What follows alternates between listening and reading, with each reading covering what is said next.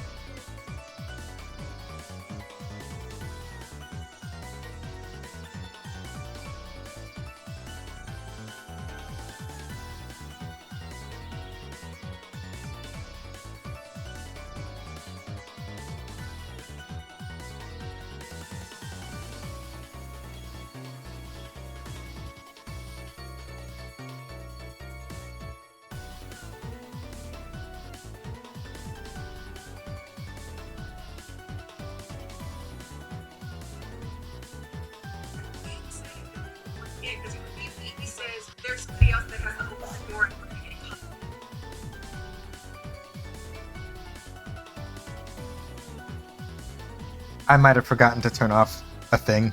Hold on.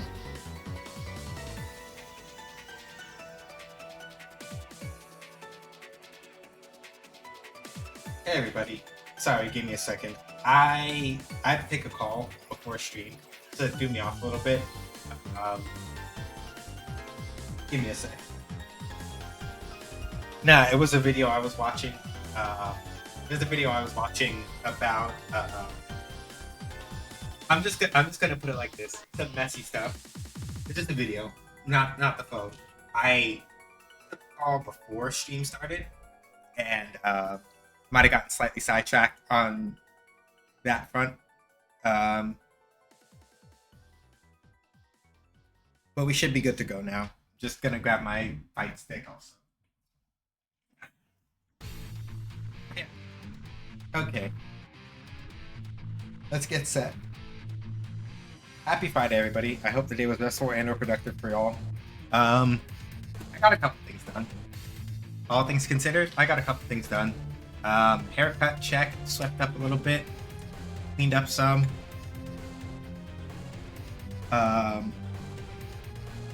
Yeah, no, today was fairly productive, all things considered. So yeah, hey Cat Wizard, hey anybody that might be lurking, good to see y'all.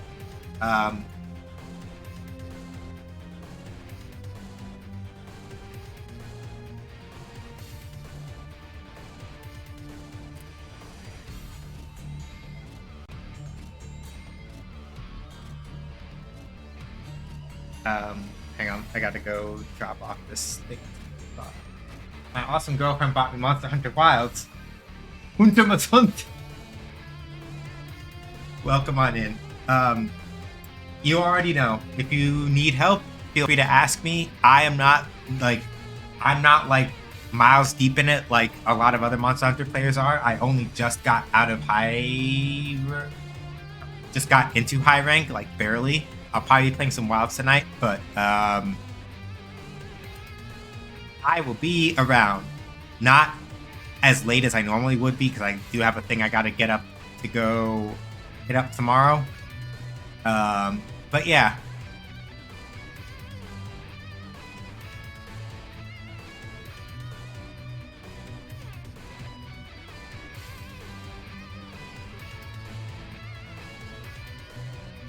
Alright, I need to go drop this off. Yeah. Drop this off here. And then over here.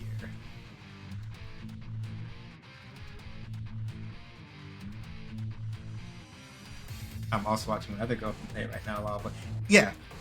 That was also more so just a if y'all wind up needing extra bodies for a hunt sort of thing. Knowing what I know, you are probably covered on that front. With the person that you are talking about, knowing what I know. But yeah, I'm just here as an extra body, if that happens to be a thing.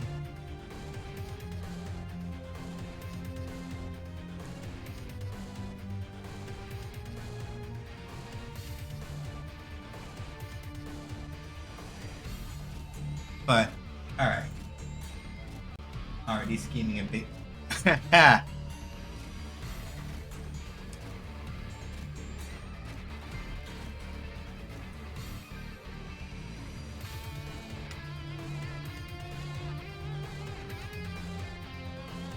Alright, so I haven't played Under Night 2 in a while. It got a patch recently, so I'm probably going to get cooked really hard.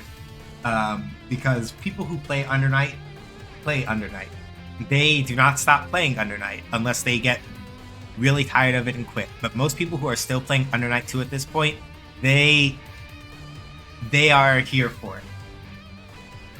Like, that's the simplest way to put it.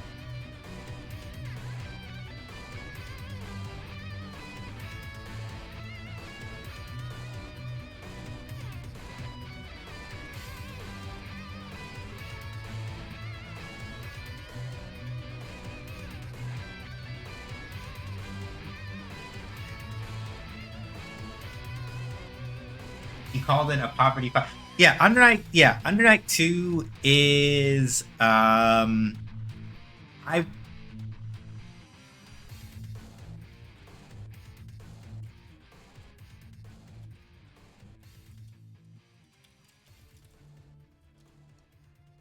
Yeah. Under Night 2 I would describe as poverty, yeah. Um, though is it gonna be an Evo this year? I guess technically it's kind of complicated, right? Because with fighting games, people will say something like, "Oh, well,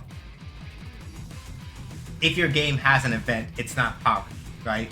And traditionally speaking, Climax of Night is known as basically the French bread tournament, by which I mean, at least in the United States, Climax of Night is a tournament series.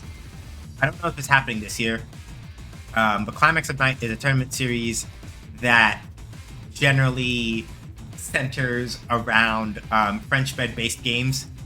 So that's primarily Melty Blood, Type Lumina, and Under Night. Though you probably also get like Axe again. You get the previous version of Melty Blood as well.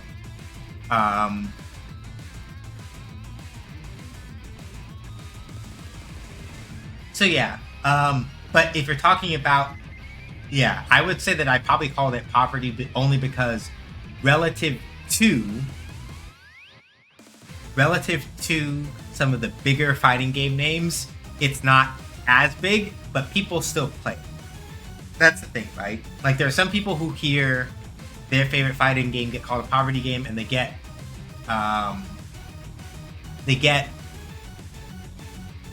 a type of way about it, right? And the main sort of thing is, at least in the context of the fighting game world and the fighting game sphere, yeah, they get a little bent out of shape about it. If I said something that I wasn't supposed, if I said a different idiom that doesn't fit there, my bad. Bent out of shape is correct. Yes. The main thing is that as long as you're not being like a weirdo about it, usually if you say that a game is poverty, it doesn't mean it's bad. It just means get a certain way. Thank you. Yeah, okay. But yeah, like,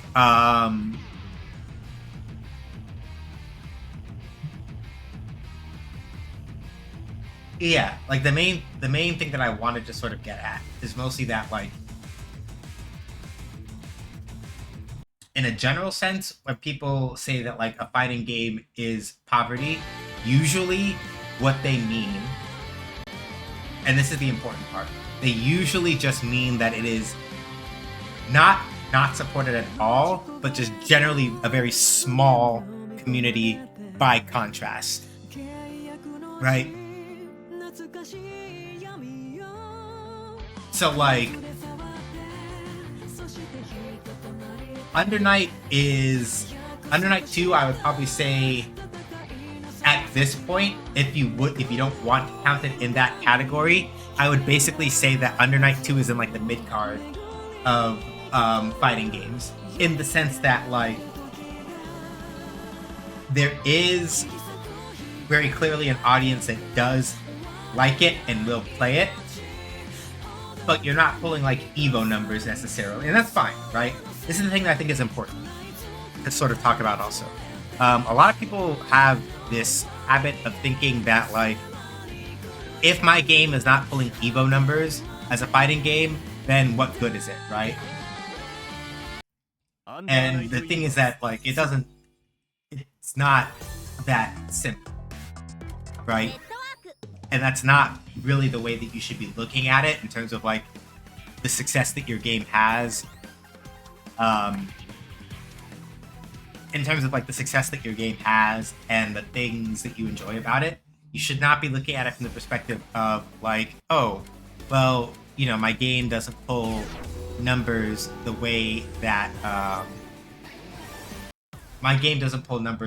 like Street Fighter does, or this other game does, or what have you. Yeah, if you get too wrapped up in that, you wind up losing sight of like the things that matter, right?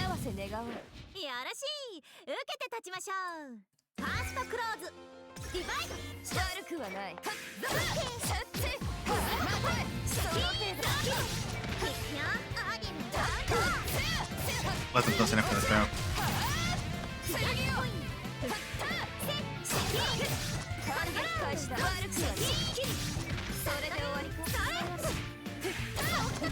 Fair.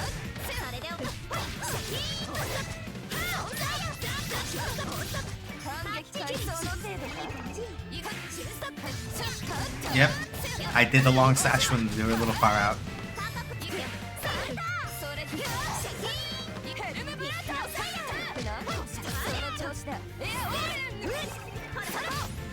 Fair.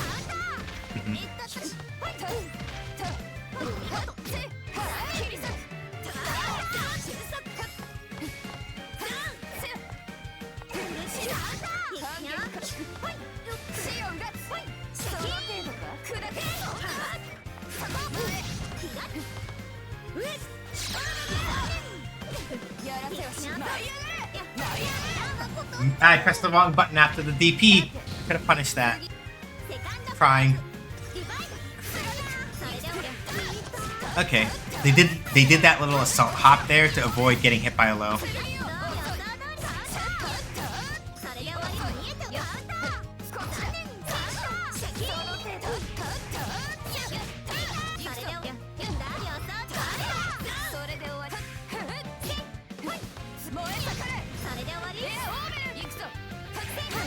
Yeah, see? Those assaults are on purpose to sort of like...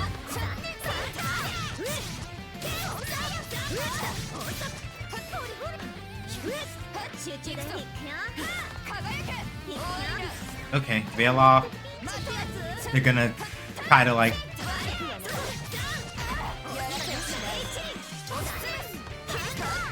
Yeah, messed up a little.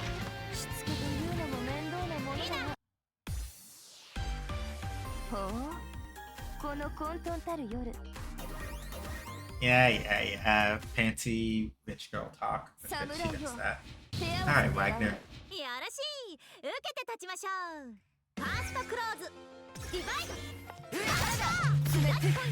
Yep.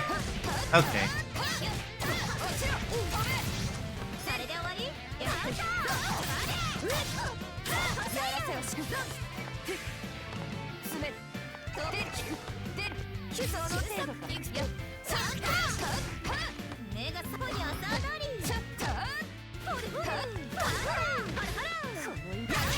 Yeah, fair.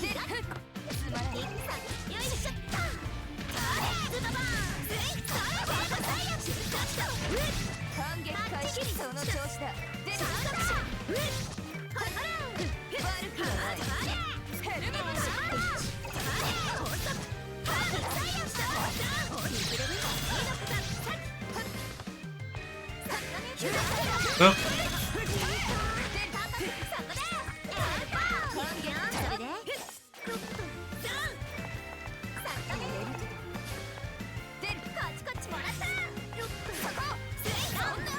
Ah.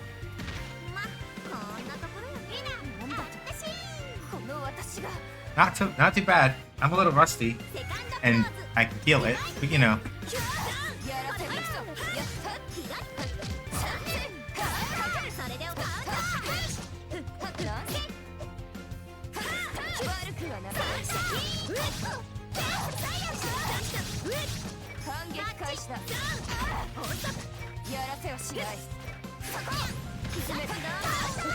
Yep, I got cooked.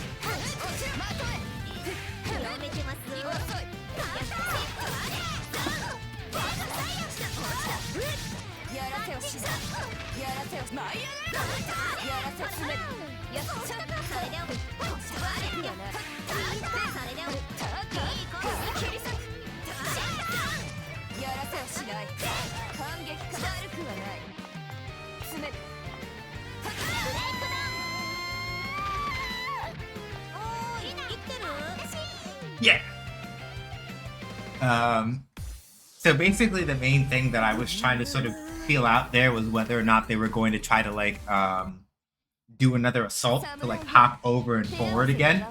So I didn't want to like do any low checks there. So I was like, let me just hover a little bit and see.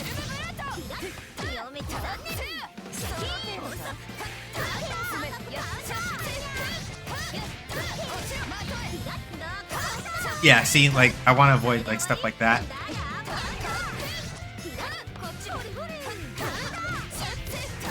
There.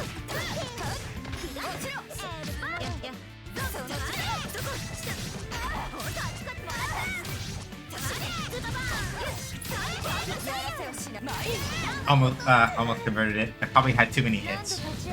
So the main thing about Under Night to keep in mind is that when you're doing combos, right?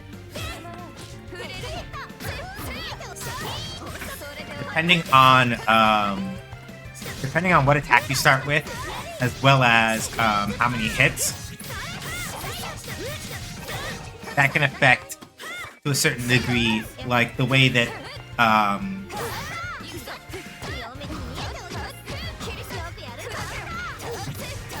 that can affect how long your combo can go on for. But yeah, it's fair.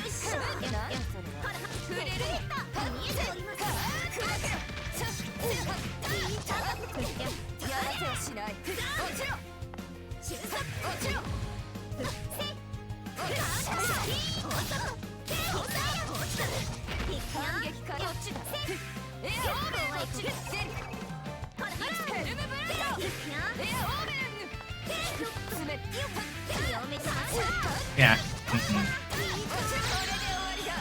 Yeah, I'm cooked.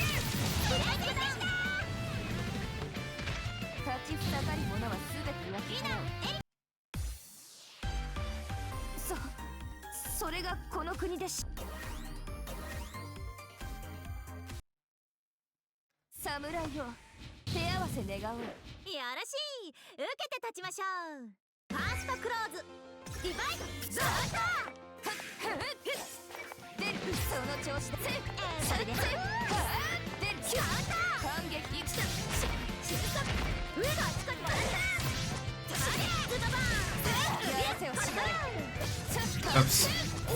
Jumping too much.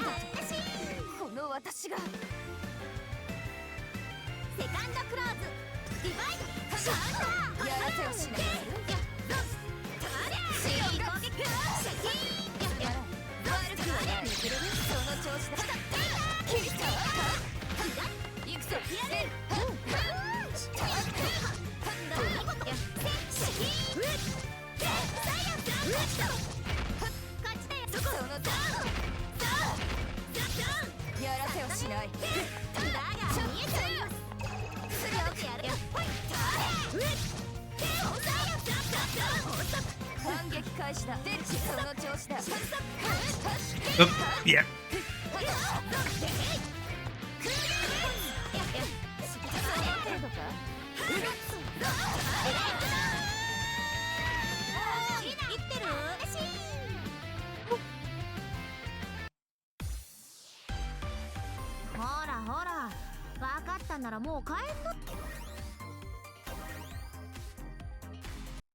Yeah, not too bad for someone who is like rusty as hell in this game, relatively. Like, I'm not doing all of like the really silly shit that I learned how to do once upon a time, but you know.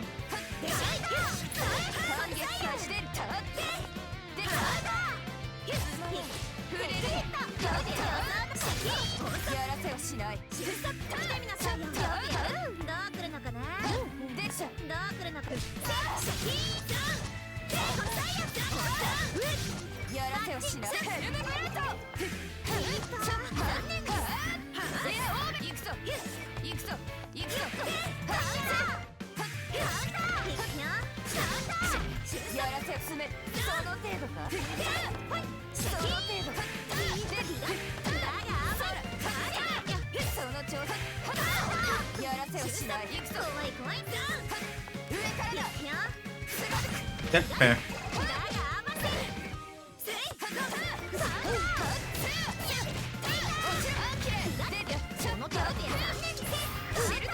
Oh, that has a guard point. That's good to know. So the only thing about the assault hop is that it does have a little bit of a startup. It is really good for like covering distance up to a point, but if you start feeling out like where people are likely to do it, and you have time to react, you can make it work.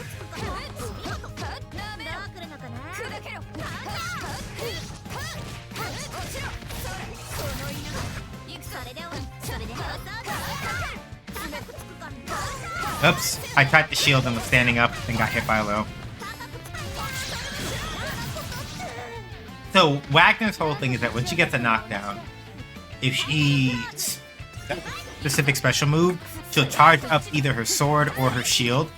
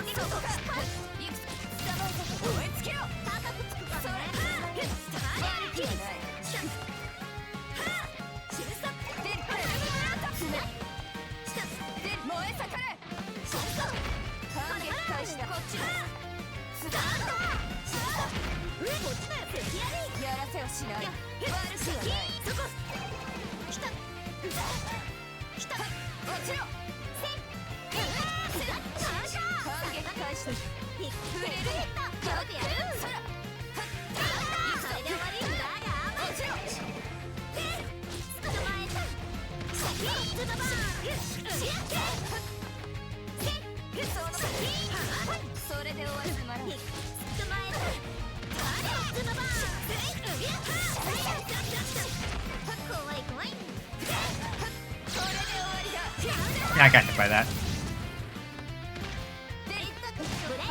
Damn. I messed up my wake up. I messed up my wake up timing. I wanted to do wake up super and pop them that way, but I messed up the input and didn't do it with the right timing. Then again, depending on the startup of Yuzurihaz, there's a good chance that I might not have been able to get past that anyway, and I would have just eaten a bag of shit.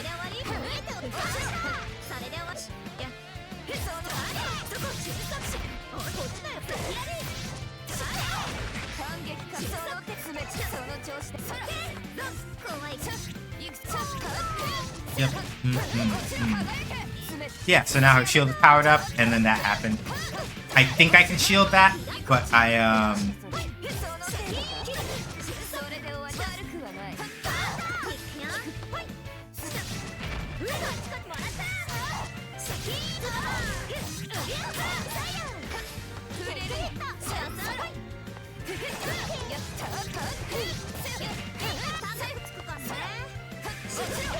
damn.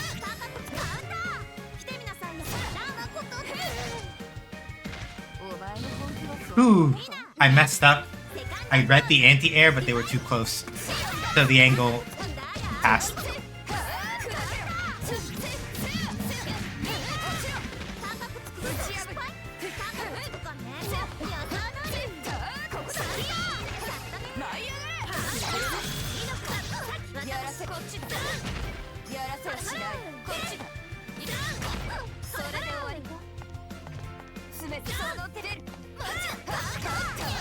Yep.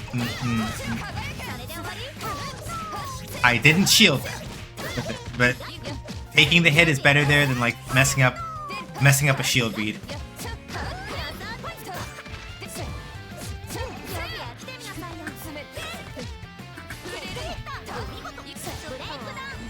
So the main thing is that while I didn't block that overhead from the assault, the main thing is that in Under Night, especially if you're trying to use a shield, because with the shield, the basic idea is you shield, they hit your shield, you recover faster from whatever attack they put out, so the shield lets you create gaps in offense where otherwise there wouldn't be if you didn't shield. But you have to, like, you know, you have to make sure that you, like, actually, you know, heal the hit like that.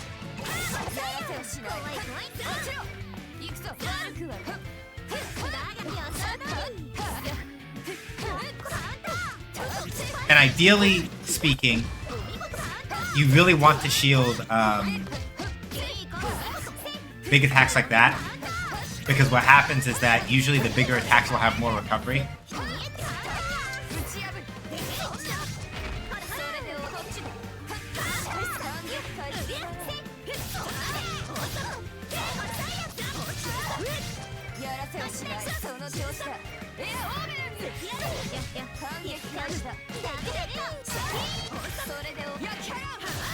There we go. So, another important thing to note about Monday Night is that if somebody attempts to throw you, or if somebody attempts to throw you or vice versa, whoever breaks the throw is the one who has advantage. So in Under Night, if you break a throw that somebody tries to put on you, you are the one who gets to press the advantage afterward.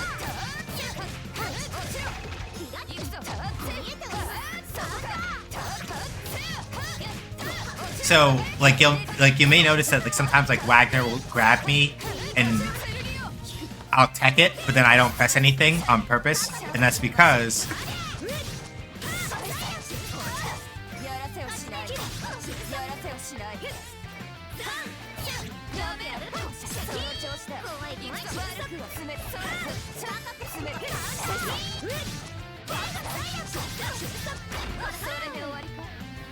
I didn't do the input for the super right again. I messed it up.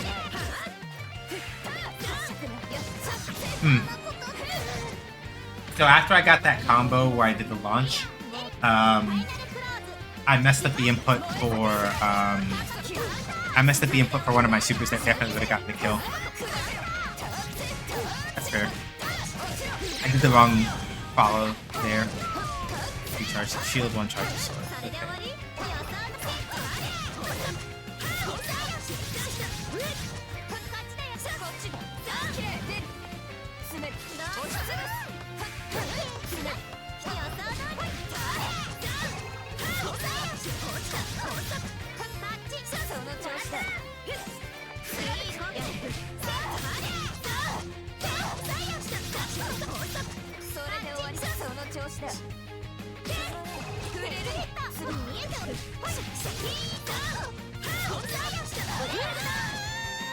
So yeah, that situation right there, right? Where I tried to throw and Wagner broke the throw. I didn't press a button because Wagner was plus there.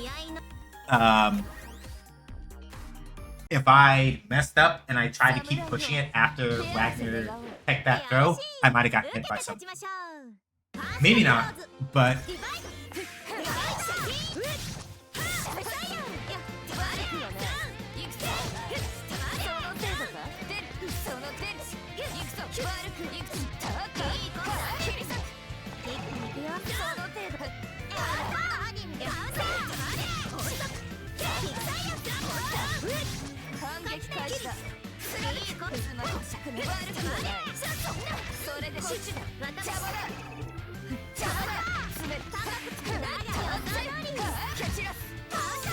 oops. I tried to shield at the wrong spot. Alright, I can't assault. So, when you shield incorrectly, you may notice that whenever I've gotten that guard break status, part of the little meter on the bottom, in the middle of the screen, will break. The meter on the bottom there, with the GRD over it, is called the grind grid. And when it's broken, I lose access to certain system functions. You can't assault when you've been guard broken. You can't use assault.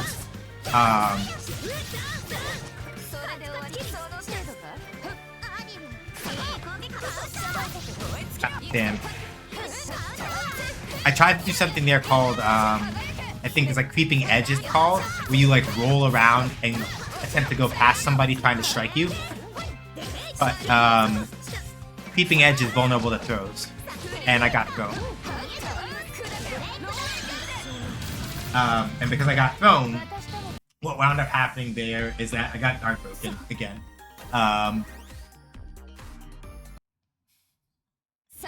So yeah, the thing about having, or I got grid broken.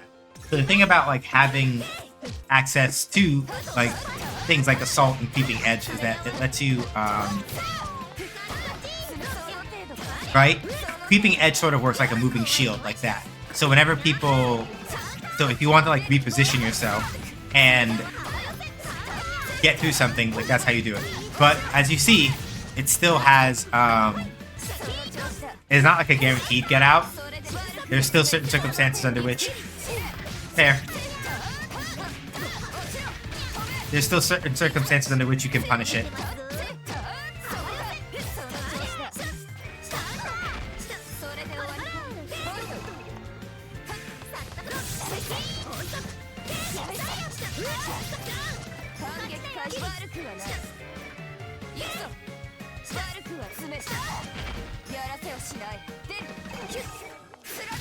Yeah, fair. Good.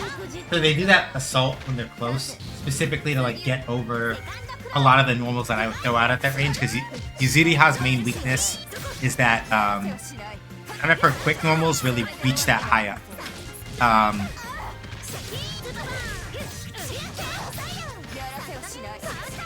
The normals that she has that are really suited for like reaching up and smacking people when they try to like assault her up close.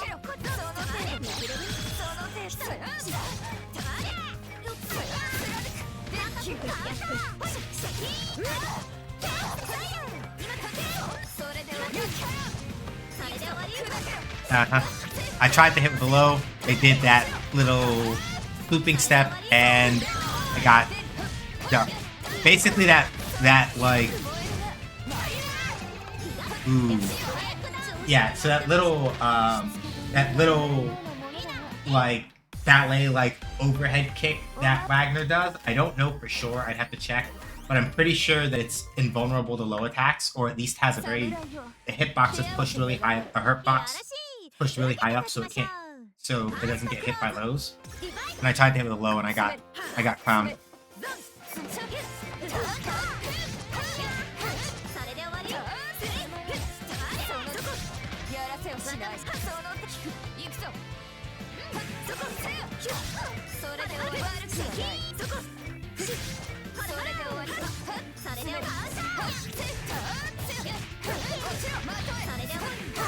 Nope. Messed up.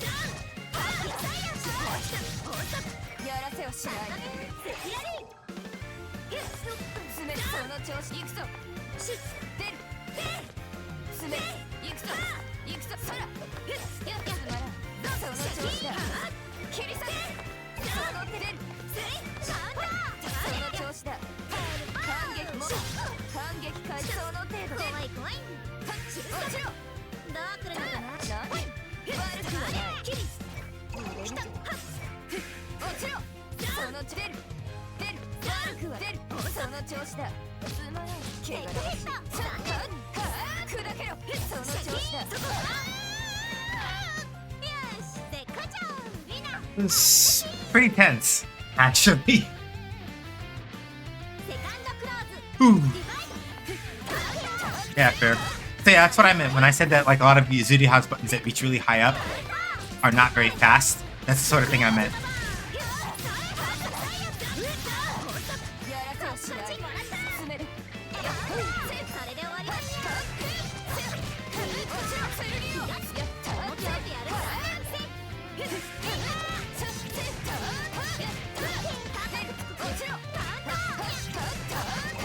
That might have been too low for me to like actually do anything about that. Ooh. Yeah, fair. The wager on their end for that made a lot of sense.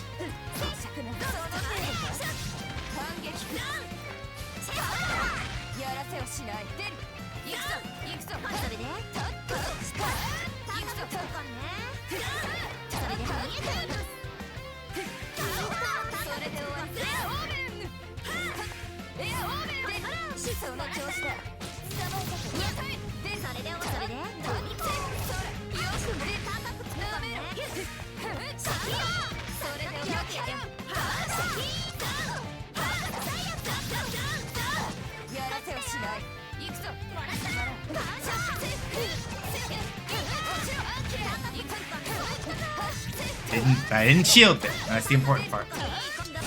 Fuck. Okay, it's an overhead. So that shield bash. My guard broken while I was doing a crouching shield. That shield bash is an overhead. That's pretty much the most important thing to know. That shield bash is an overhead. The one where she swings it outward.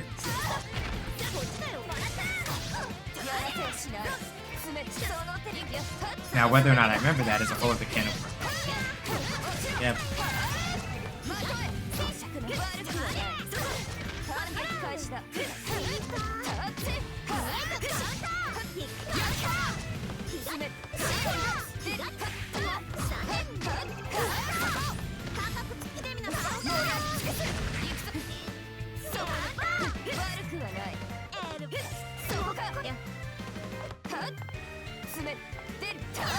Yeah, fair.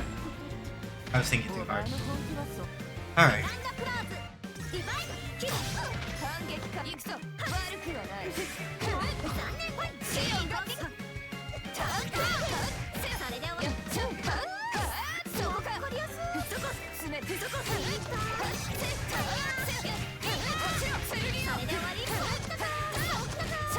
Yeah.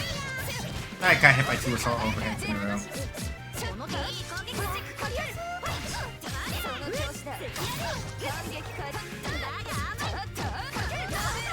Oh, the stomp is a low. That makes sense. There. So stomp is a low. Backhands, shield bash is an overhead. Both of those things make sense. That was actually pretty slick. I wasn't expecting the stomp at all, and I wouldn't have even guessed that it would have hit at that range either. That was pretty clever.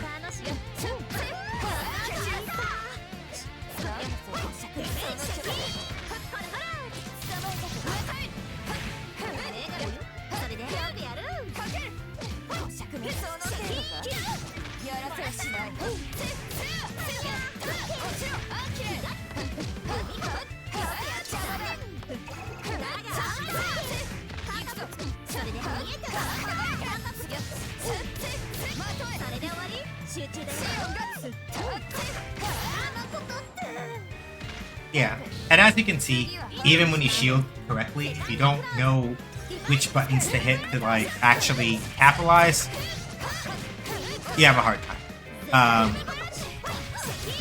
It's also just one of Yuzuriha's general sort of like weaknesses as a character, is that she has a hard time on the defensive.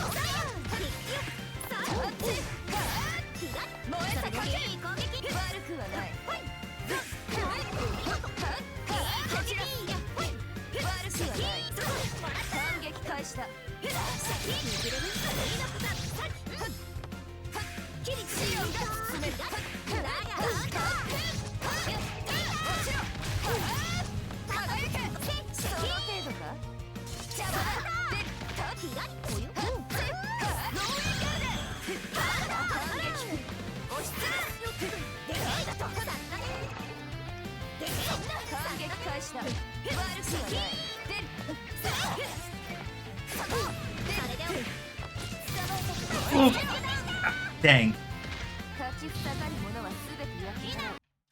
Yeah, I sort of have a feeling for their tempo, but there are gonna be a couple of things that I probably just keep whipping.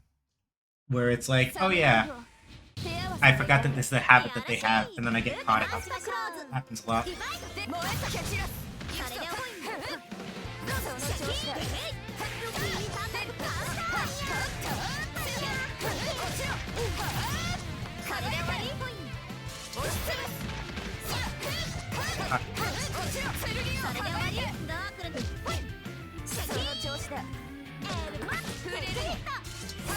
Up, yeah. And then I get hit by the overhead. So yeah, with Wagner, when Wagner has her sword charged up, her charging attacks, there's like a specific charging attack that she has with her sword, gains an extra property if her sword is charged up when she does it.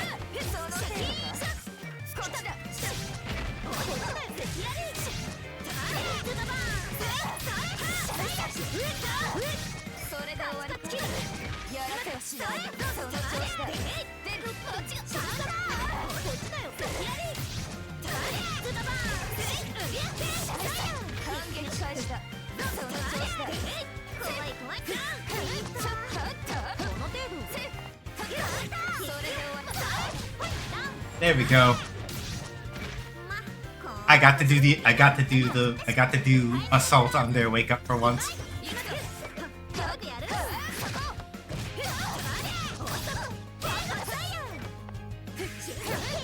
Yep, that was a good one.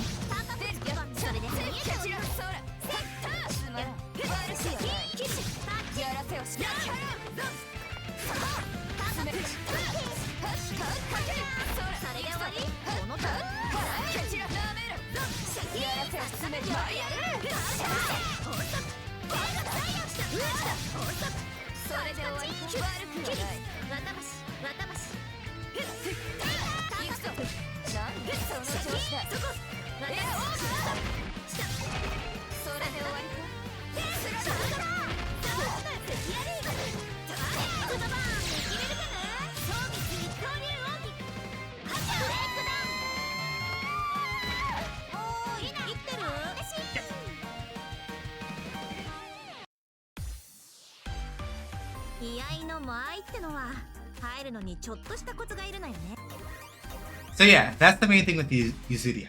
While she has a hard time when she's put on the defensive, the thing is that she has really great, even for Under Night, which is a game that traditionally has characters with like a lot of really long normals and everything.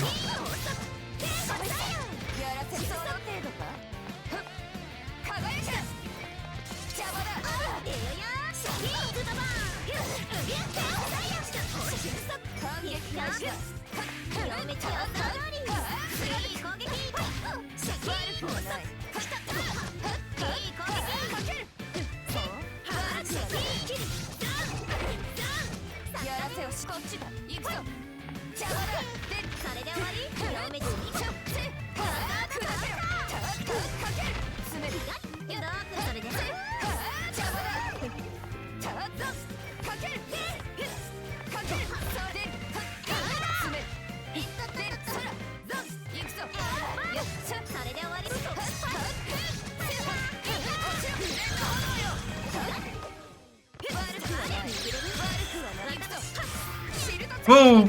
Right. I forgot the guard point. That guard point, I forgot about that. Probably because of the shield charge that has a guard point. I think, I got clowned.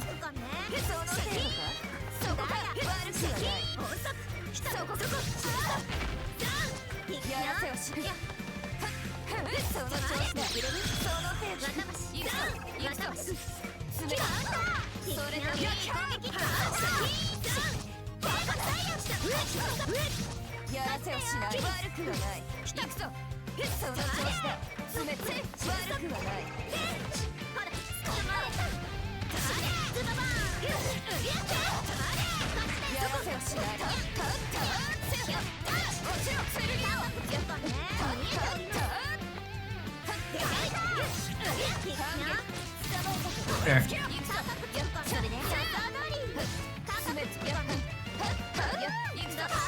Yep, got thrown. Yeah, I'm cooked.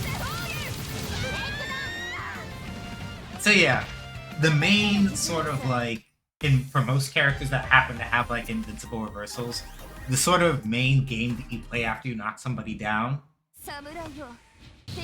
right? Or rather, if you are the one that gets the knockdown, right? If you get the knockdown, most people are all, like, mostly it's a question of like, do I like...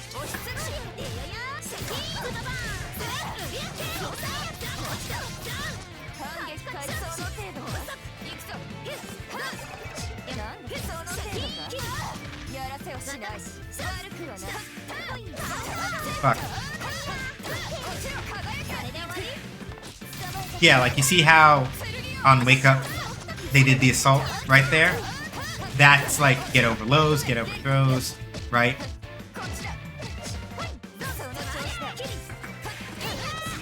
I meant to step backward, but they might have caught me if I tried to step backward here. So like Yuzuriha's main thing is that the way she enforces pressure is by staying in her EI stance, so she can't block during it. So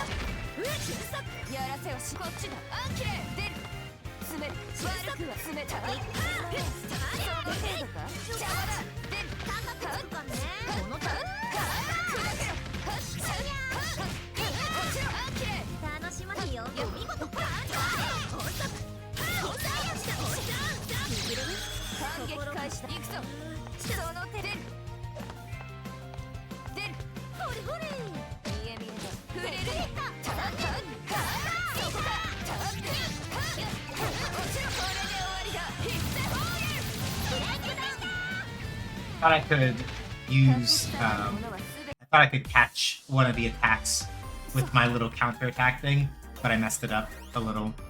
Either I can't do it or I messed up the timing. It's one of those two.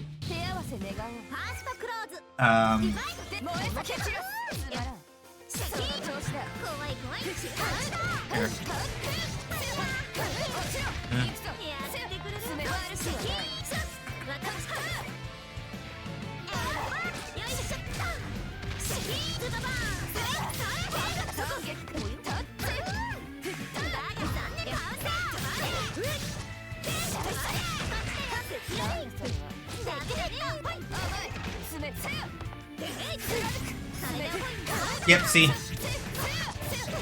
The attacker they approached and went for assault overhead, specifically to like try to catch out like assault attack works against lows, throws, and crouching shields. So as like a wake up option, especially if you're the one with the frame advantage when the opponent is waking up, it's not a bad one.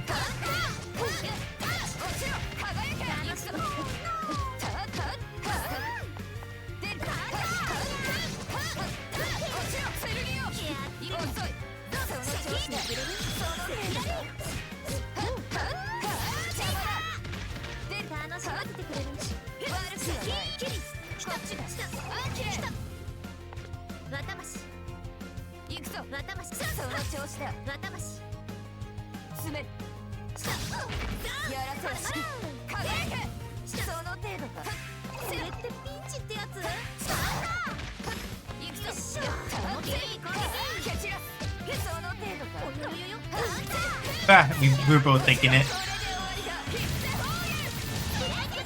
We were both thinking the throw, but we were both out of range.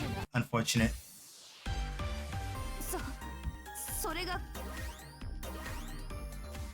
I like this though. If I only get this one set against this one person tonight, then I'm okay with that actually, honestly. Like, sometimes like a good long set against somebody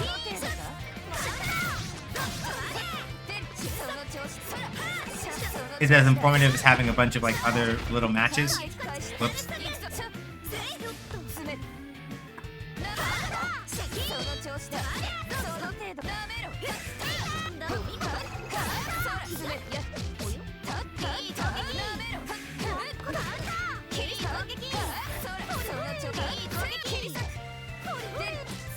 That's fair.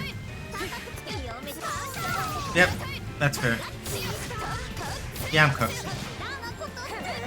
So the hard part mostly about defending against this Wagner in particular is that I need to be a little more careful about when I try to shield, and that's primarily it. I need to be more careful about when to shield, and I have to do a better job of like figuring out how to check them when they want to advance. See? Remember what I said before about how if you take a throw in this game, you're plus? That's what I mean. You saw like I tried to press a button after Wagner broke my throw, and then I got my shit pushed in.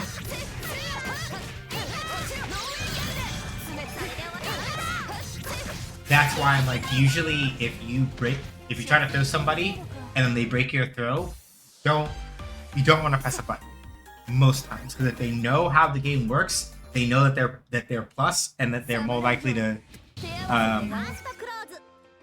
punch your face in because you decided to push a little too hard.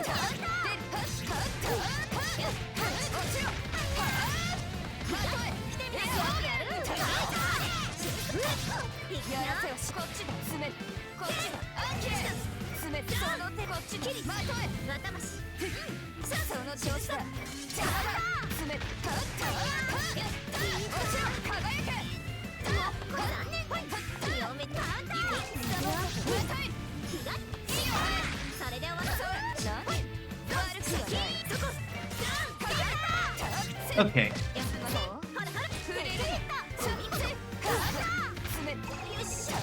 Okay, so that's good. So basically, Wagner, it looks like she gets a guard point whenever she has shield charged up for basically any move that involves her, like, literally using the shield. So, like...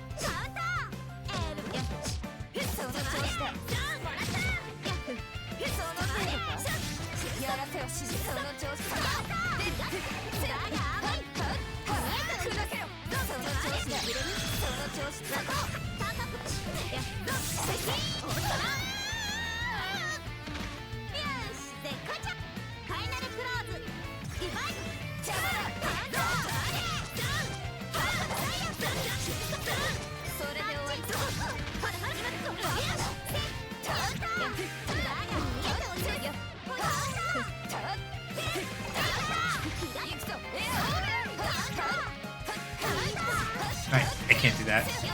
I'm trying to do a thing I can't do because I'm guard broken.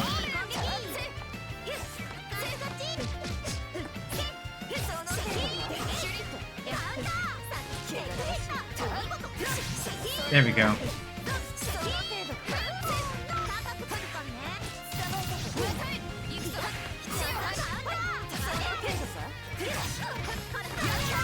Yep, that's fair.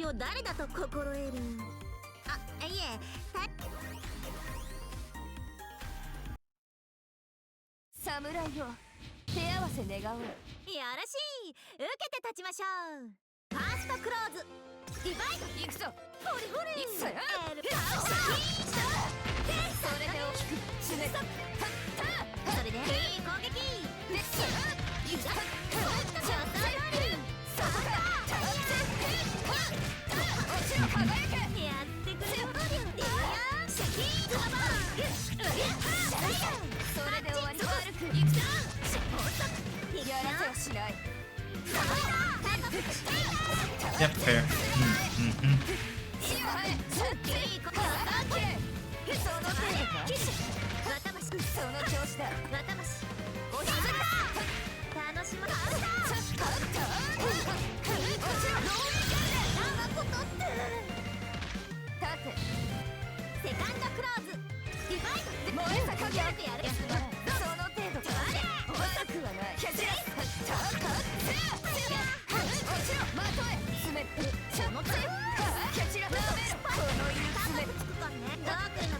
Ooh, they faked it.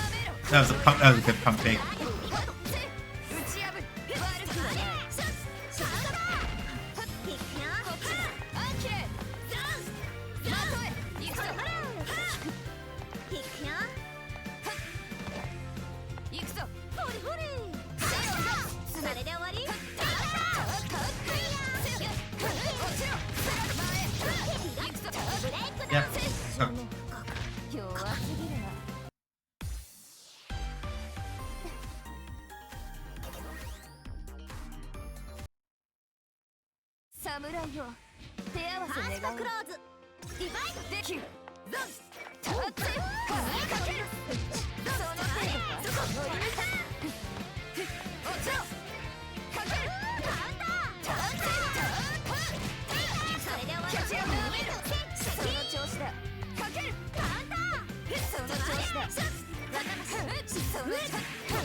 Nope, I pushed too hard there. Just the one button would have been fine there.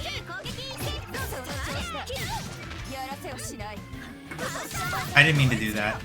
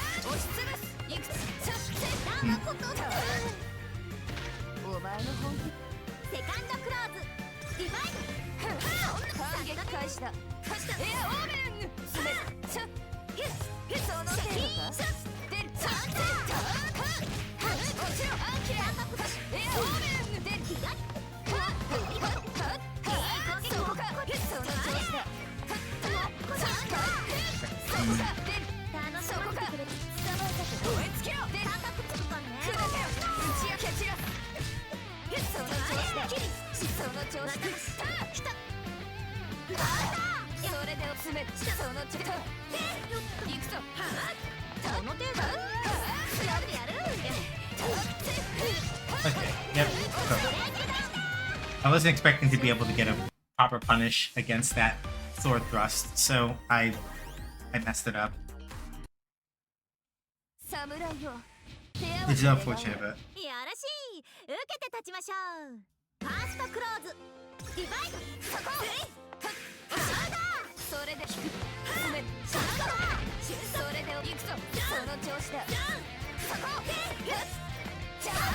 Here.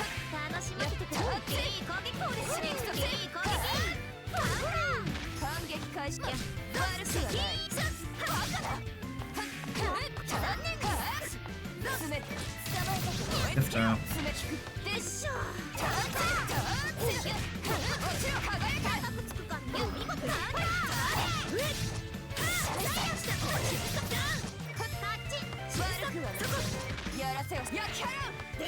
Ooh, gotta punish that. Maybe.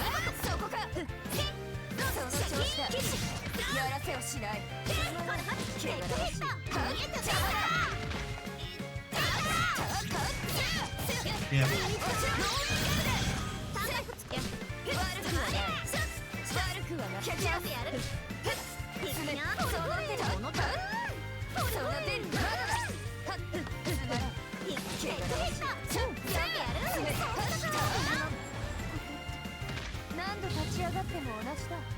Yeah, fair. Ooh.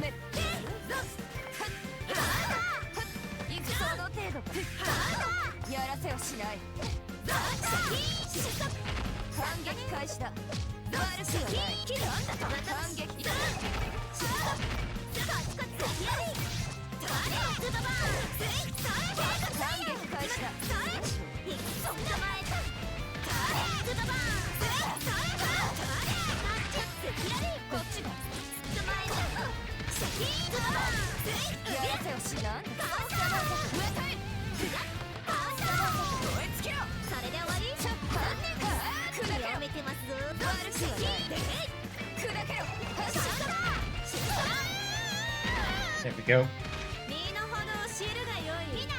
The only part that I'm having trouble with right now is remembering to actually get into my stance so that I can like actually hold the pressure accordingly.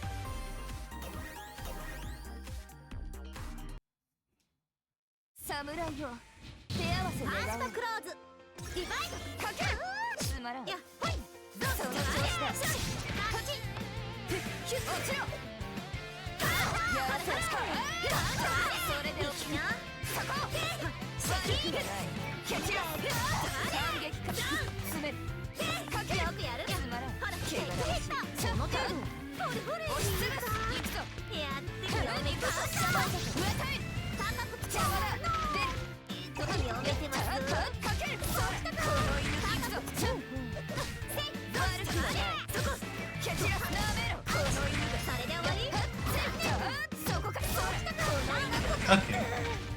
So you can do stomp after leaf strike. I should be careful about that.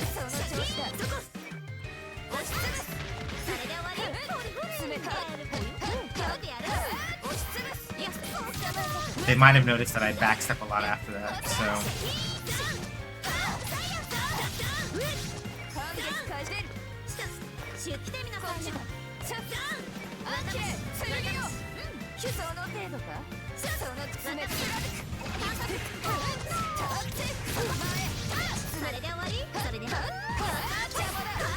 Okay. Yep. It has a guard point because her shield was powered up.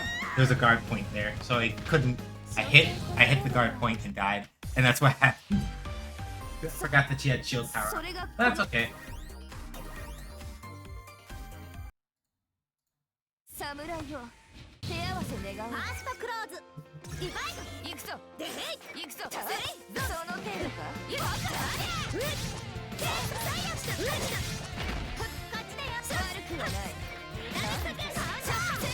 Yeah, no, that's not good pressure. Okay.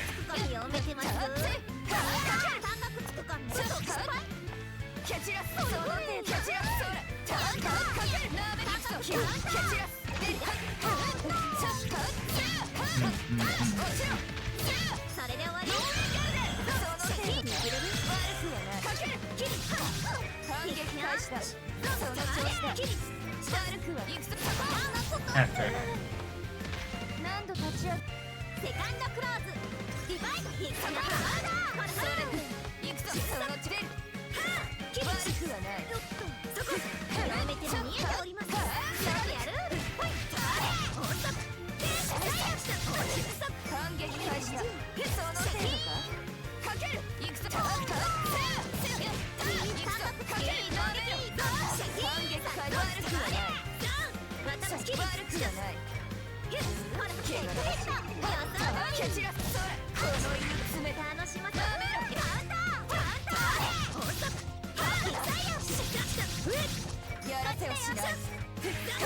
Fair.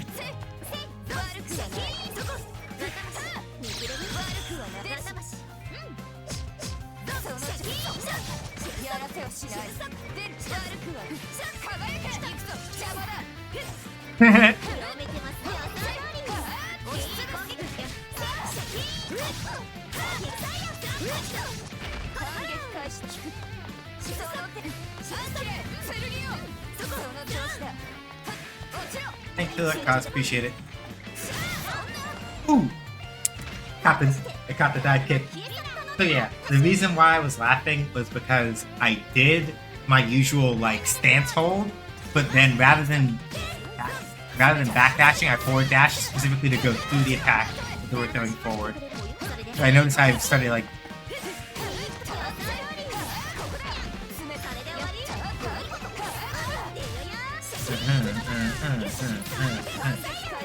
Oops. Yeah.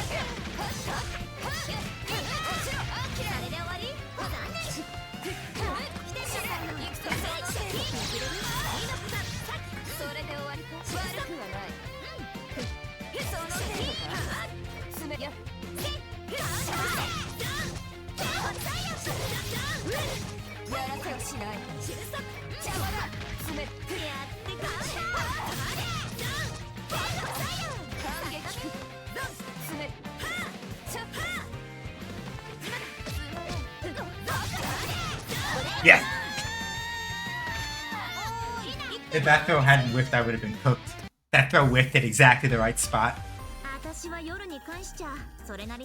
Ooh, not you smacking him up with the coat. Yeah, Yuzuriha's 4B, her back B button, is basically if you catch a projectile with the pullback, it gets nullified.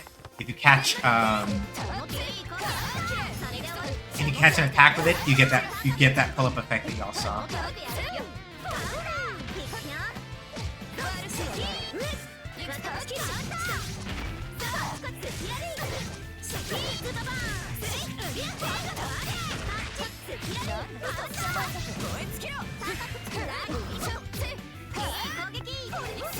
Didn't want to do that there.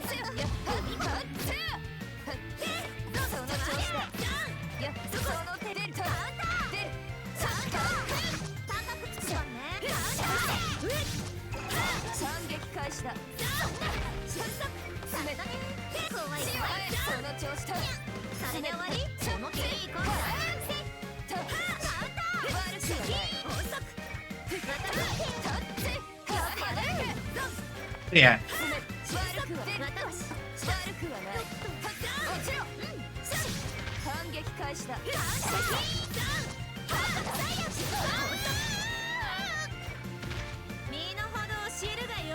There we go.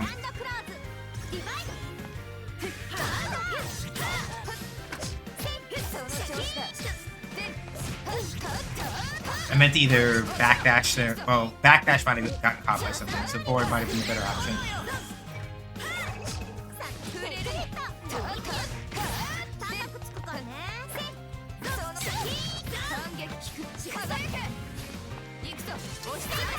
Ooh, almost had it.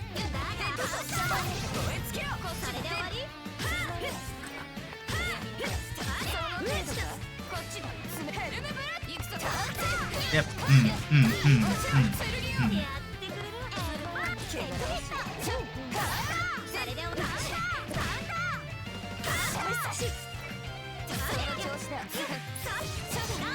Assault took me too far over. Assault JA might have done that. Might have done the thing I needed, but I messed up a little. Nope.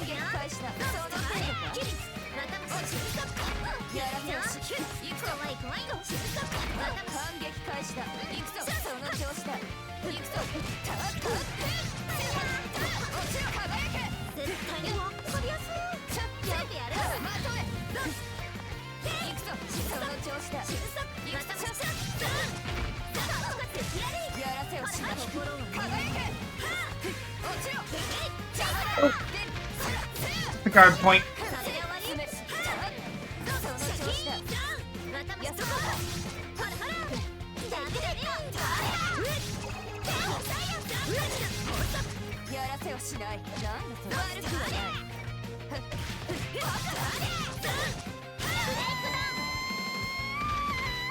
So, a very clever thing I did. You may notice that there was a point in that whole thing where I stopped fighting for a second and I did a weird blue charge thing, and then I got something called guard grid vorpal on the side. So that meter down at the bottom of the screen, the grind grid that I was talking about that breaks if you mess up your shield, right? The whole idea behind it is that whoever has more of the grind grid filled on their end, when that little white circle fills up, gets what's called Vorpal. In Vorpal, like what I have now, you do extra damage when attacking.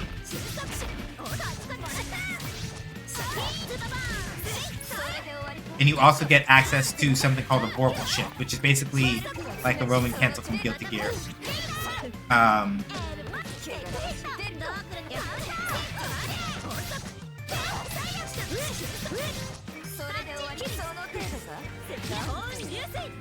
That's a chain shift.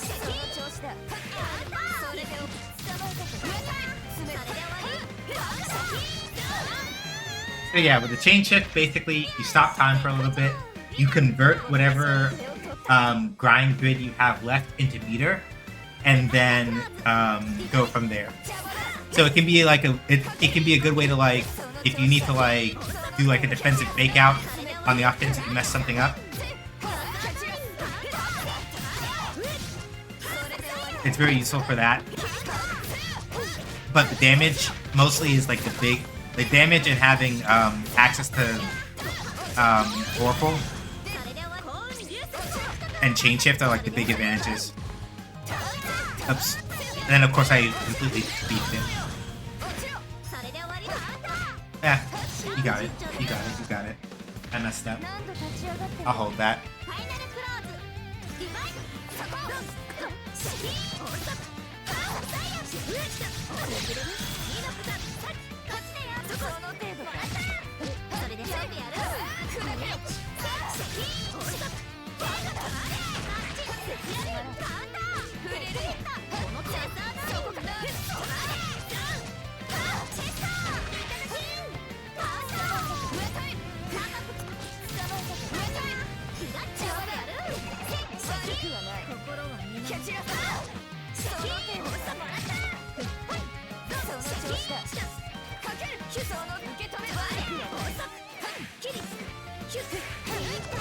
I was holding the wrong button.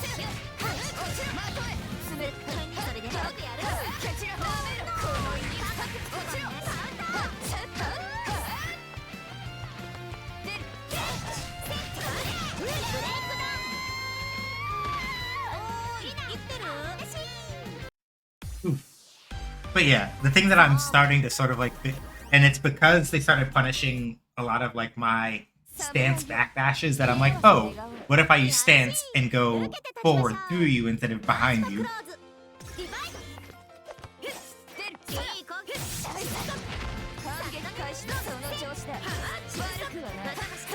Like that, for example. It put me in the corner, but if their attempt was to go forward, right?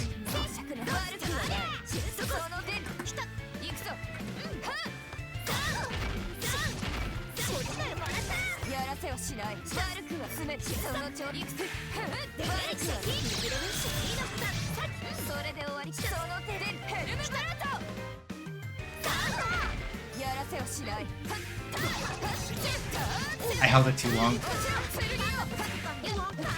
So when I say that I held it too long, I usually mean that like I had the ability to oop. Yep.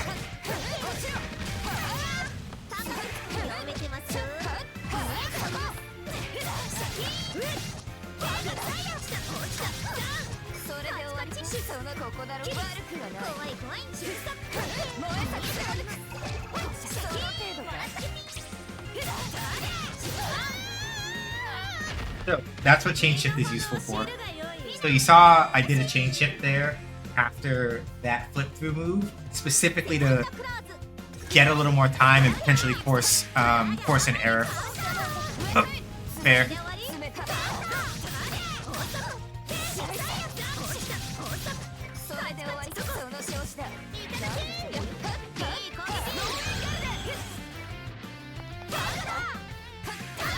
Fair.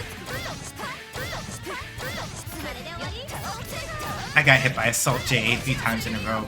Damn, that stings.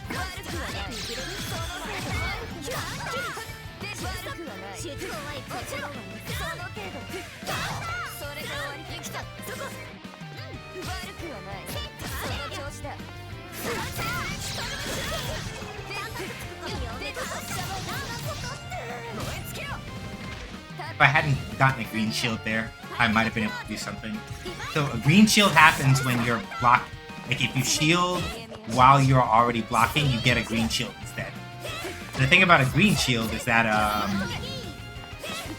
if the green shield doesn't hit anything, the cost to your grind grid is a lot higher than if you just like messed up a regular shield and not hit anything.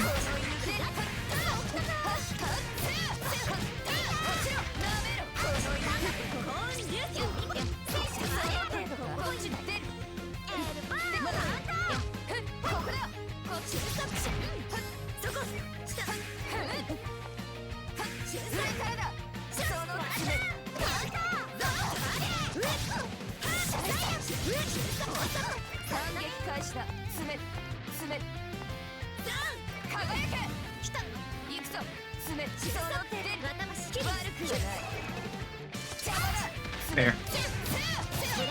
Oh, I could have recovered that. So you see how it said invalid damage under the combo, and then the combo counter turned red instead of blue? That is the game's way of indicating, hey, you could have teched out of that combo at some point.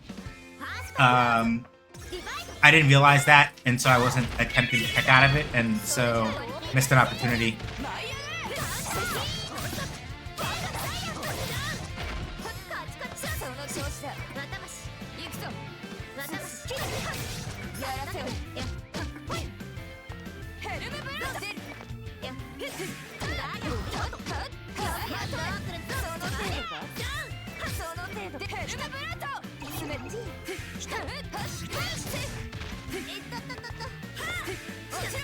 Oh, that would have been nasty.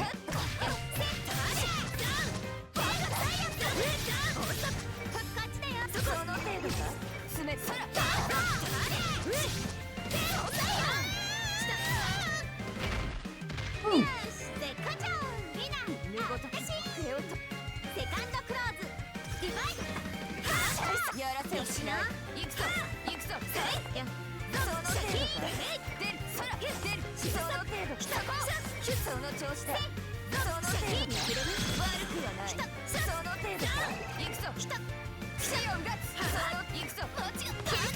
Fair. I didn't get guard broke. It goes. Yep. I did shield the stomp though, which is good.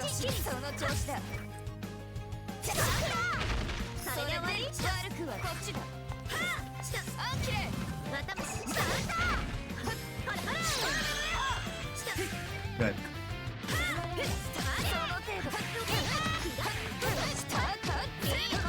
I see your questions, Debbie. I'll answer after this part of the set.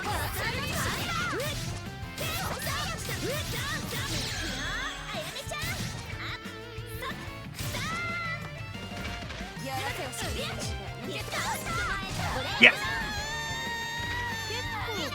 So I just noticed that the camera in this game does seem to zoom out a bit. The characters are on opposite ends of the far side of it. It is not that uncommon when you are working with Street Fighter 6 does it a little bit. Under Night's effect's a little more dramatic. But other games where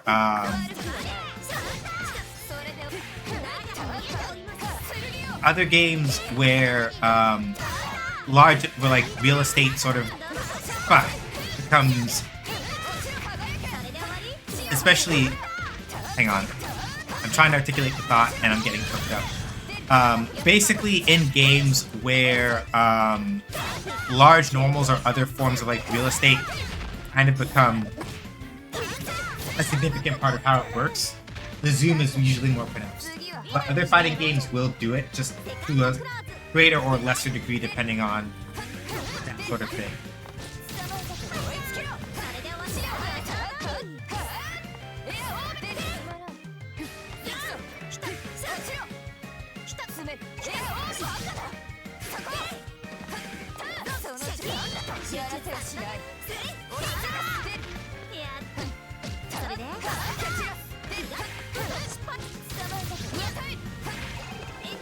Large almost also no big. Fuck! Ah, shit!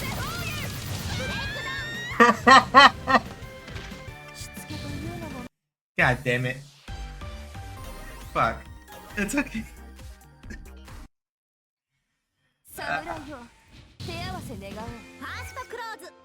Ah, it's so cursed.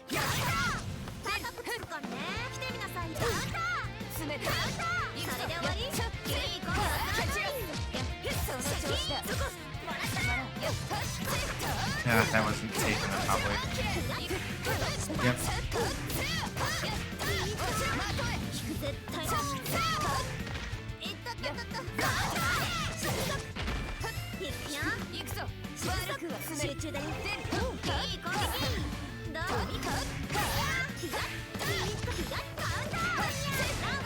But yeah, the main thing, yeah, so the reason why this game has that zoom though is mostly because characters can throw attacks that go very far, despite like being really far away, so it becomes easier to like.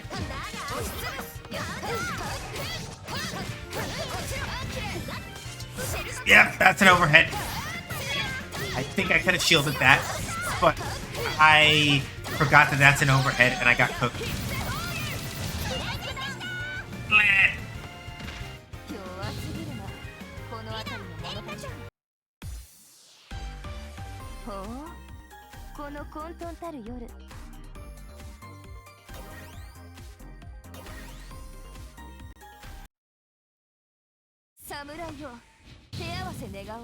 いやらしい。受けて立ちましょう。ファーストクローズディバイド触れるヒット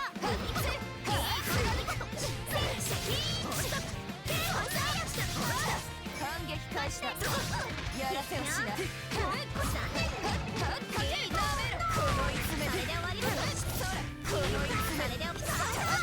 Nope, I got tricked. So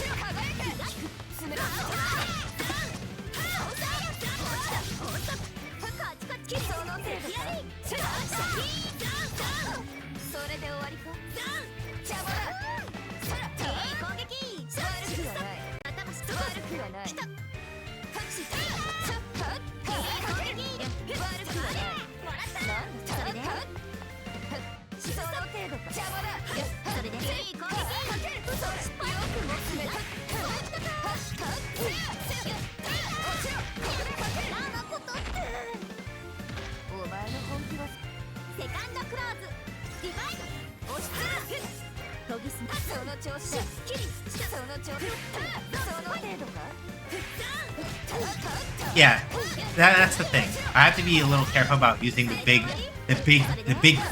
draw slashes like that. I can't use them at like this close of a range unless I already have them blocking, because otherwise.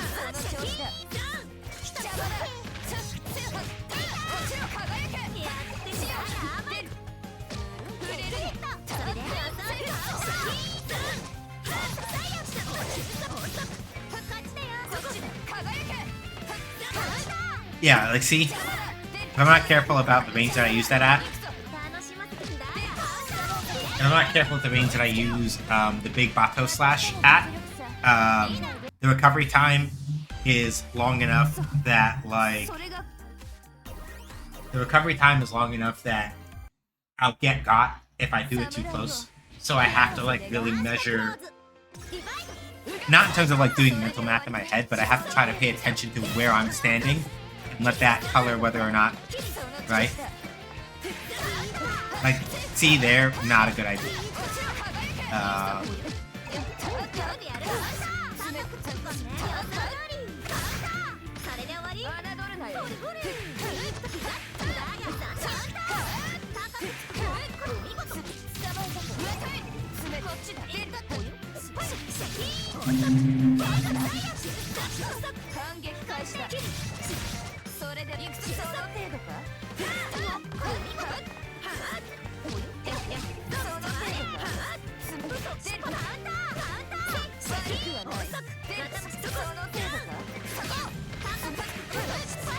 Yep, I got hit by the assault overhead, and I'm dead. So the thing about assault in particular is that the main thing is that it's damage scale. Like, if you hit somebody with an assault overhead like that, the scaling, I think either the combo or the damage is usually the scaling's a bit higher, which usually means that like it can't go for as long. Usually, I think. Oop. Sword and shield both powered up.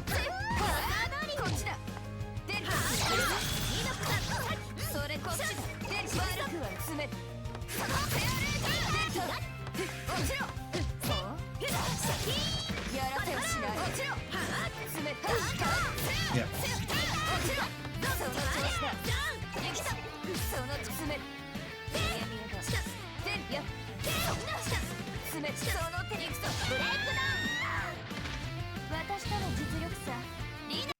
Yeah, that's fair.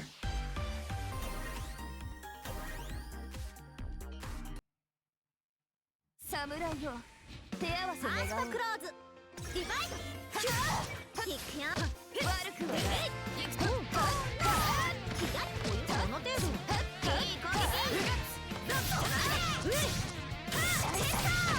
反撃開始 I didn't mean to do that. I wanted to do something else.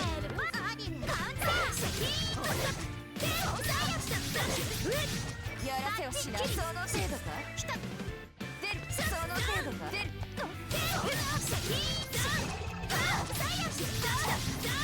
やらせをしないそれで終わり行くぞ隠して There we go. この私がセカンドクローズ And that's why, like, Yuzuriha, that's fair.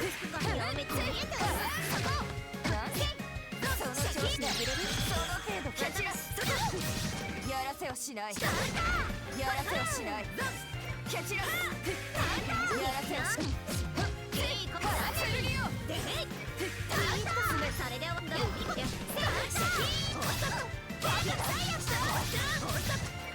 終わりか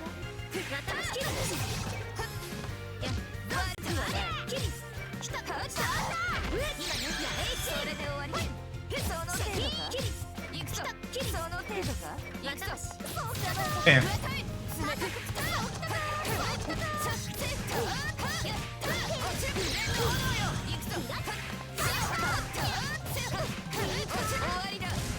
Yep, cross cast veil off for a combo extension, and still gotten. So yeah, cross cast veil off. If you have over 100 meter and you press the A, B, and C buttons together, you do.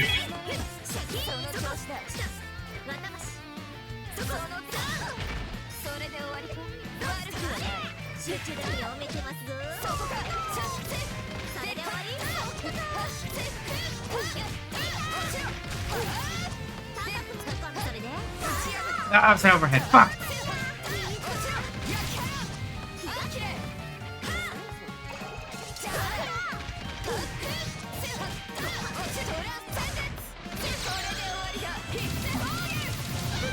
So yeah, that's what cross cast veil off lets you do.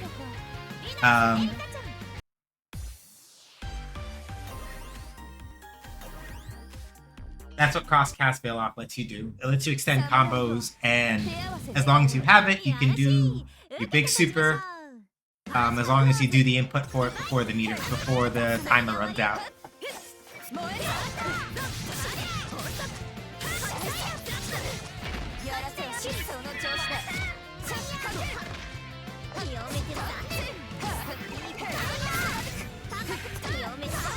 Nope. I should have. I was gonna shield. I should have tried shielding earlier.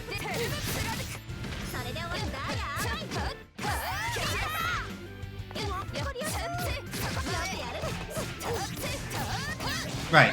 So when Wagner does the sword charge, when Wagner has her sword powered up, and then she does the charging sword attack that she has, she basically gets extra extensions off of it, which means that even if you block it, if she had her sword powered up, you probably shouldn't be pressing a button.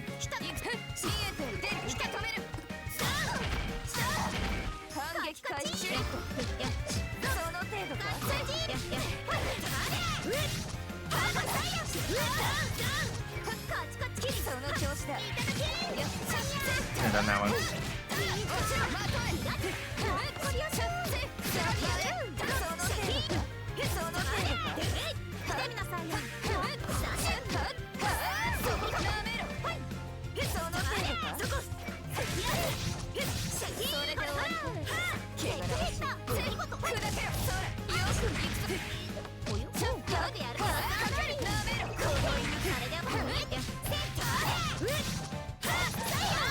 But yeah, that's the thing, right? You notice that once if I read the assault correctly and I shield it,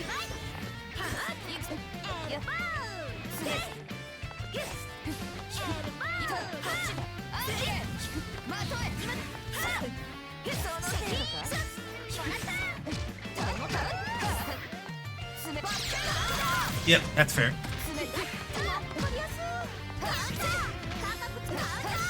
I might have gotten thrown there if I hadn't been careful. Oh,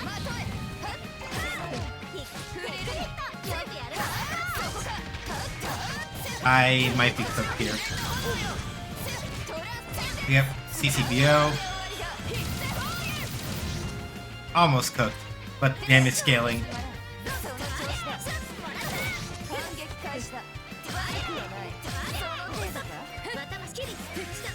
Yeah, misread it.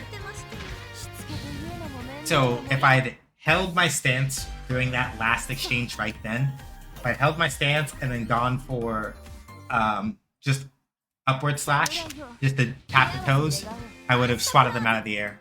But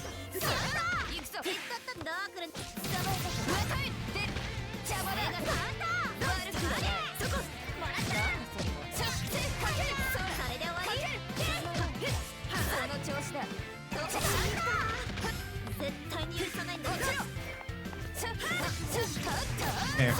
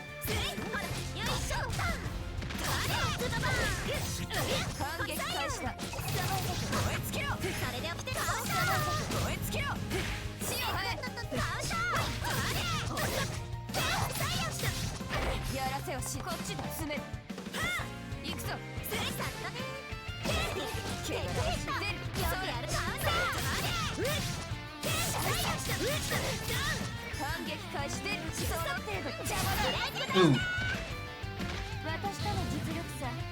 A back step might have worked there. If I had done a back step instead, I would have backed up and the charge might have stopped short and I could have just popped them with a stance C.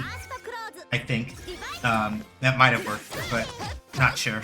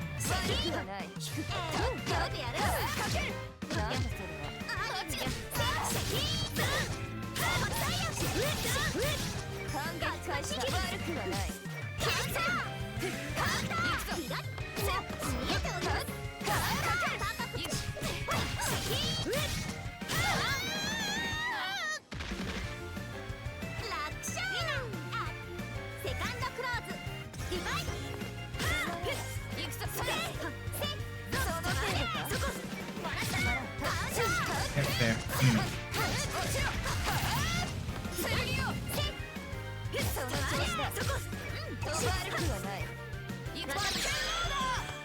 Ooh, I could have punished that.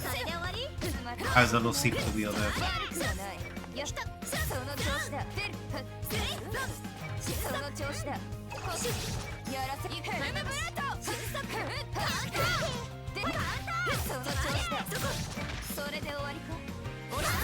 Fair.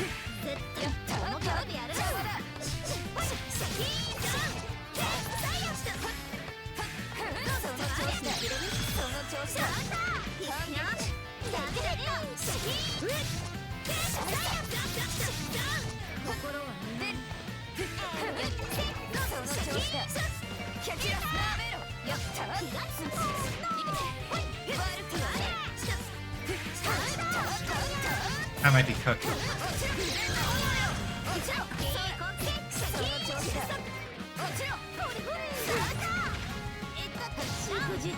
Damn it. I meant to do 3 other things there, and my hands were not doing anything. I was thinking too hard.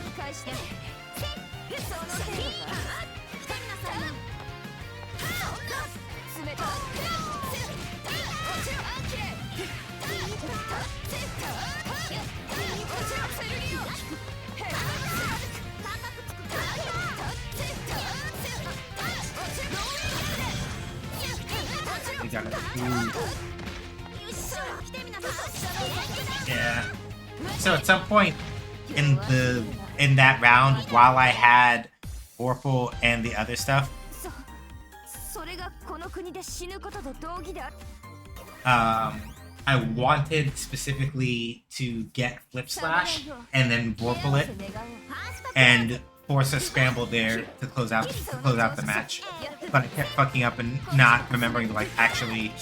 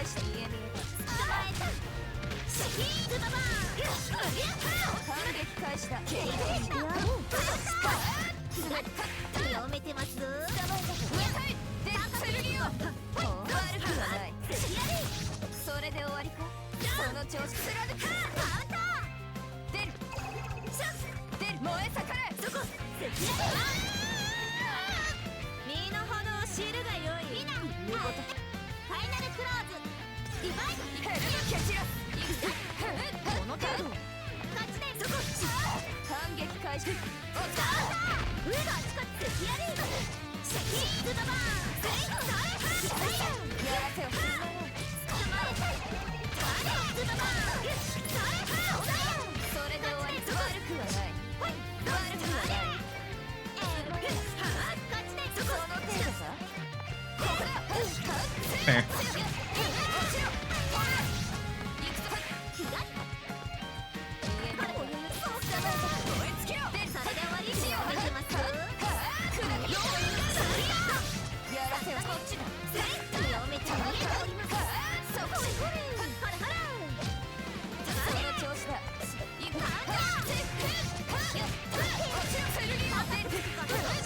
Ah, damn it.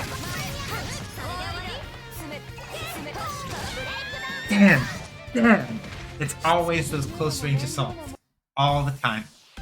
All the time that catches me. All the time.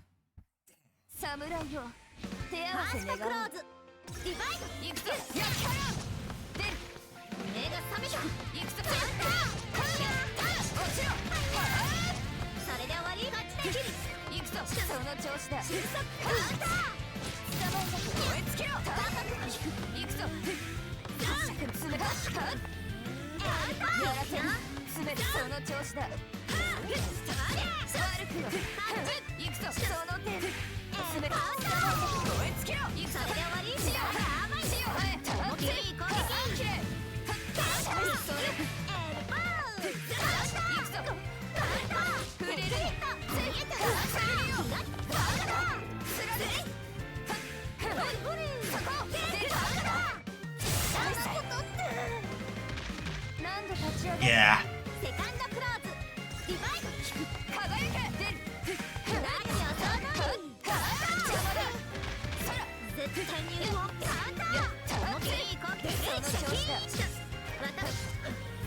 調子だ。やらせはしない。悪くはない。かかる。そ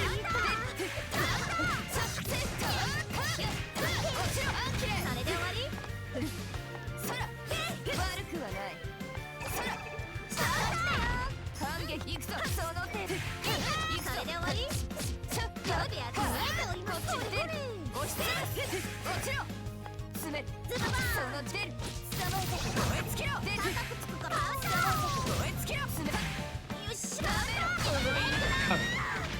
They use the assault to switch. Assault doesn't let you switch sides normally. So there must have been something else that happened there to get that effect. And I just didn't see it. Because you can't switch sides with an assault jump. So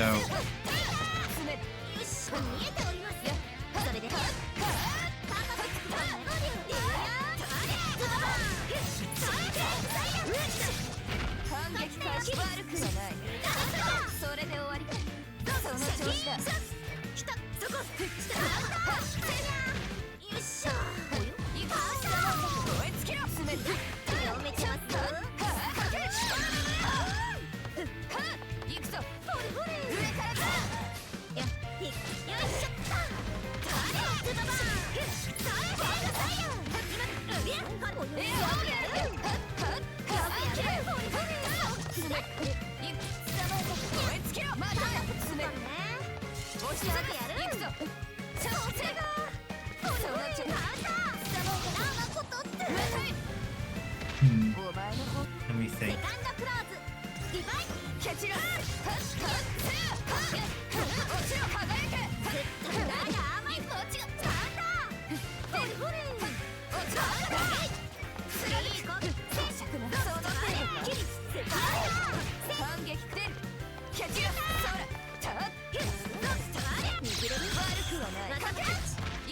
Okay, yeah, backdash would have done it.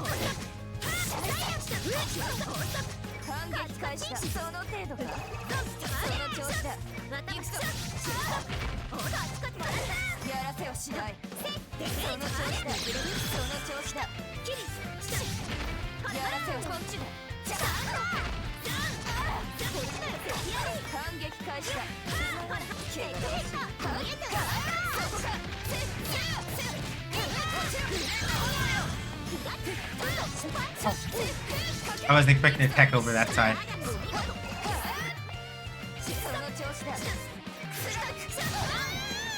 There we go.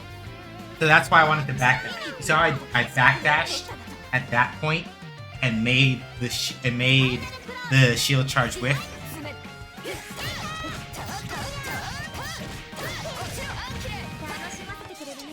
Ah, that's an overhead.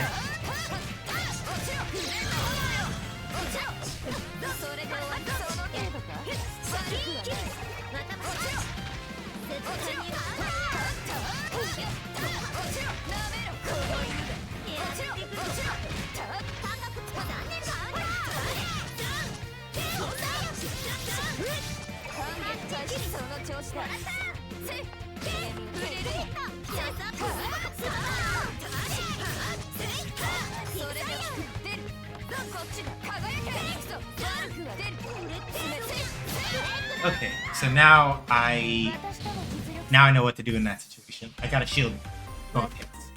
But depending on how hard they auto down that string, either they'll have an answer to that at some point, or it'll let me work my way around and...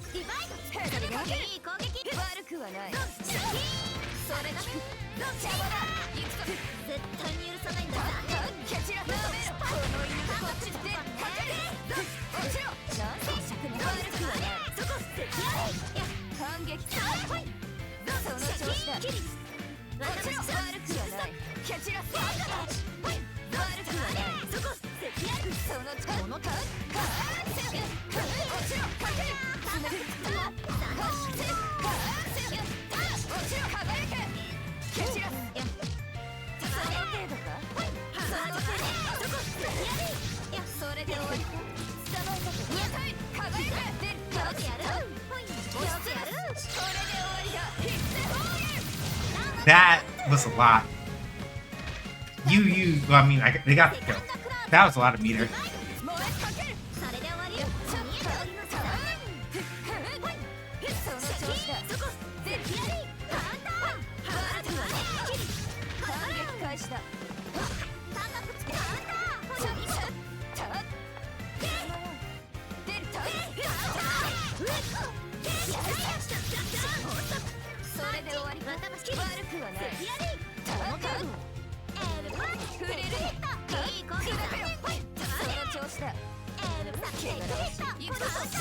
Yeah.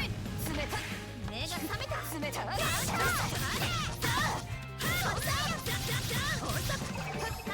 悪くはない切りたい切りさいい攻撃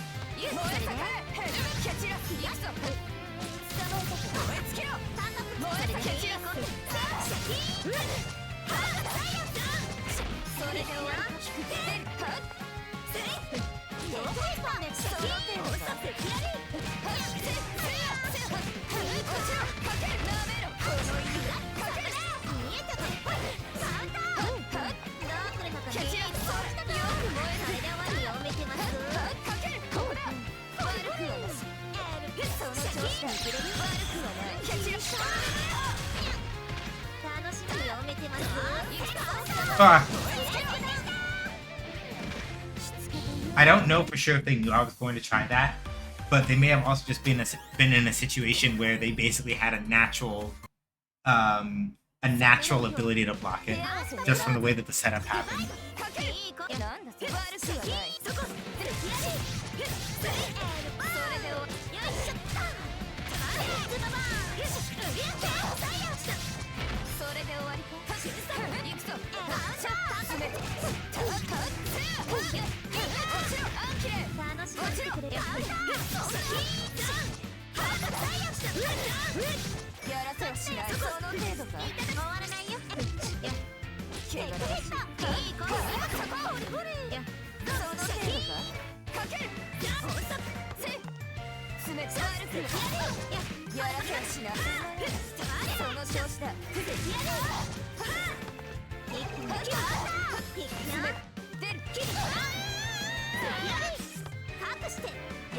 So I need to be a little careful about that. So it's a common tactic with Yuzuriha to use like but as you see, right, it's very easy to get that stuff if you're not careful.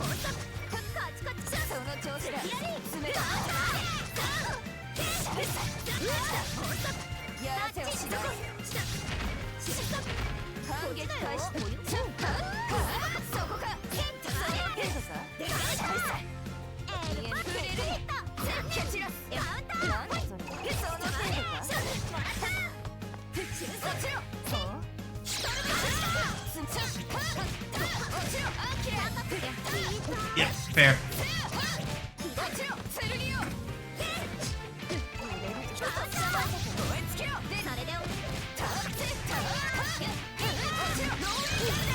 Damn, I just cooked.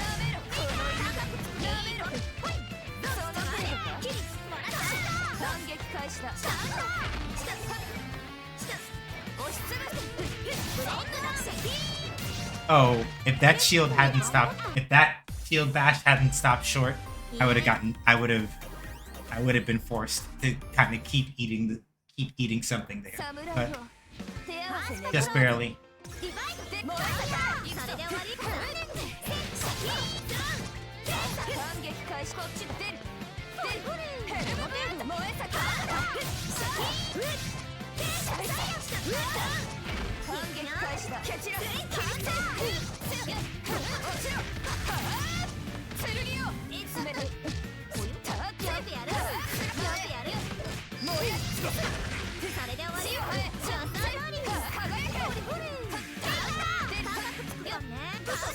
Yeah.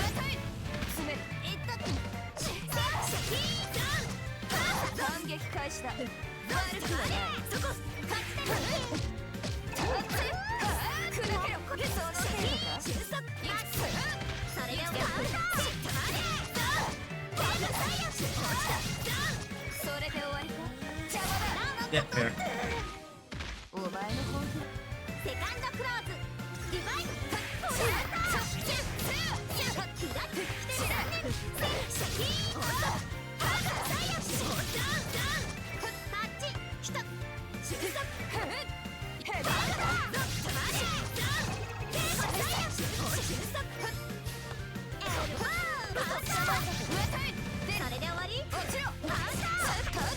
Ooh, that was nasty.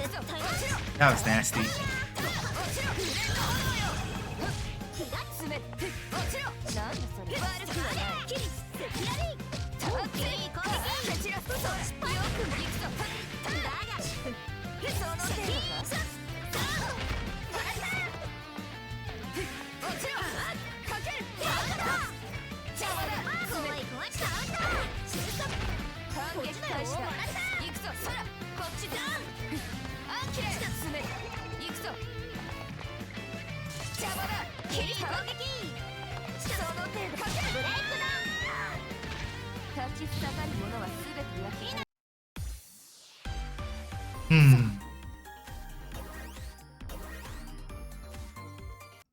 I've almost done 50 matches with this person. I'm impressed that they took them to stay so long.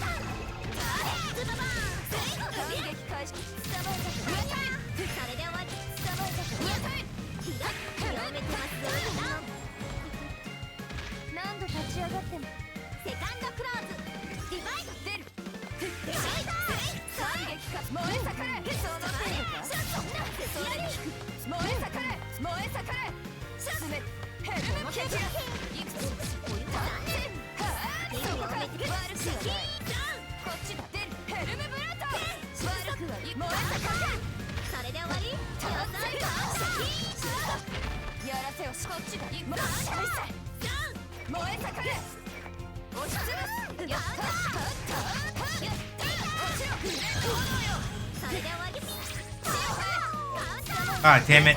I got it, but I didn't read the block correctly. So what happened there is that I did a chain shift, right?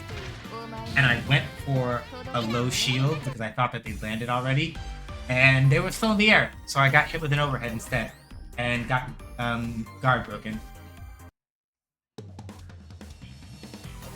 Okay, they were done after that, which is fair. Like that was a long set.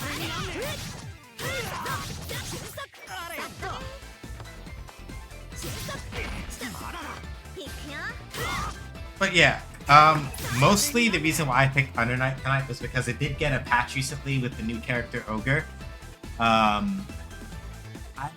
don't have access to Ogre at all, but I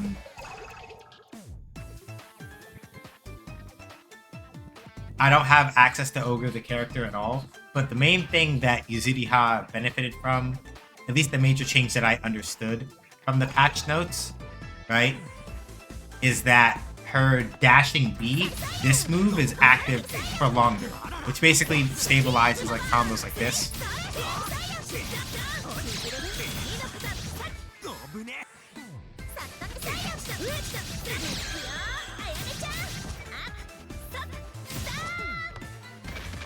Aside from that,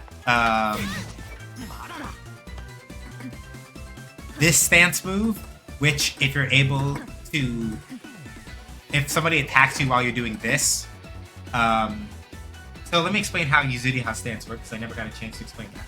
So, when Yuzuriha uses certain moves, right, by holding any button after using certain moves, you enter this stance, right? Ikiseshin no Mae. While in this stance, you can't block, but you can jump. You can use these buttons just by pressing A button while in stance. But the thing is that whenever you press a button in stance, right,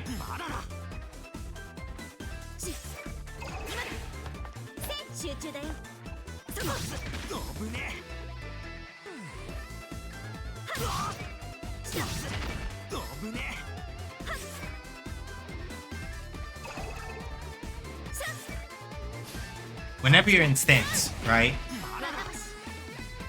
You basically only get one use of every button while you're in stance, not counting whatever button you use to go into it, right?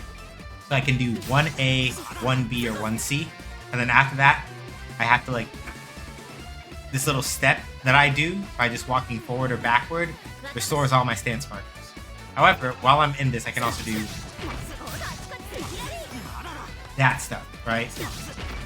And so this is why I was like, Yuzuriha's main bet is if she's in stance and holding it, because it allows her to do, right?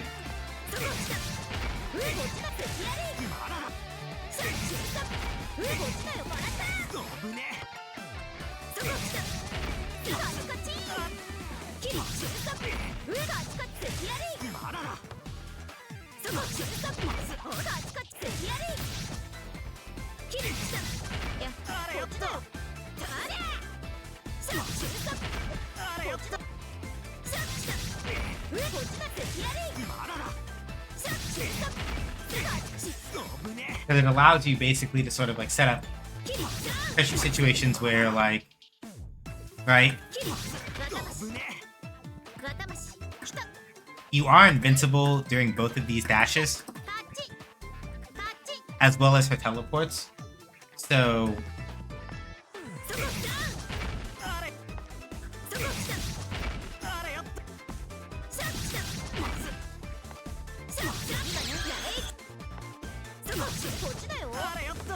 right? So you can use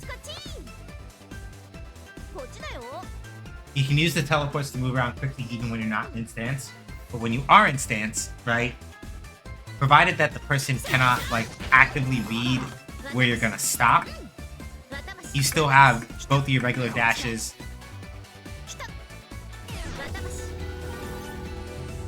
Yeah, you have both your regular dashes as well as any teleports that you have buttons for to disorient people. And it's very useful in that sense.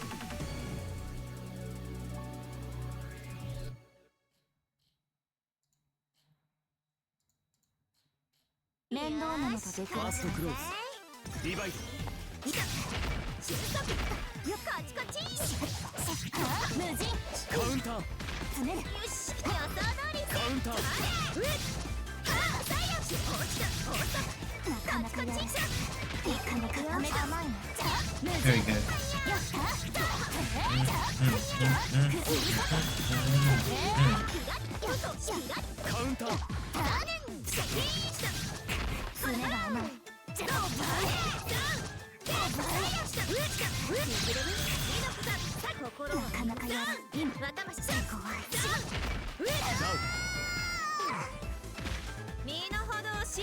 So yeah, that's Yuzuriha pressure in a nutshell.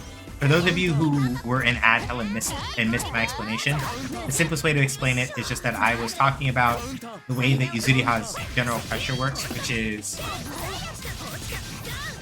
once you're in stance, right? You can only use any one of your attacking buttons once per time that you enter stance, unless you do very specific moves that like restore your icons for it. And the buttons underneath Yuzuriha's health bar tell you which button she's holding, stay in stance, and which button she is okay.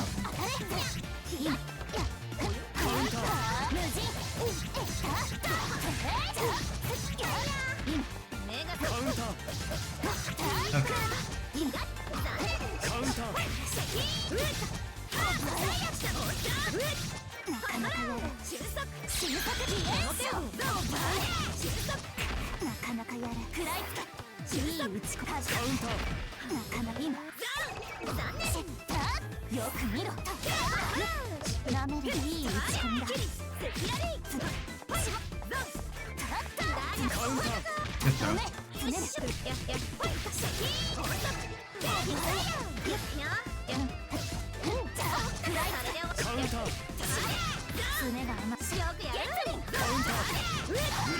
Nah, you shouldn't have done that. You Should have done that.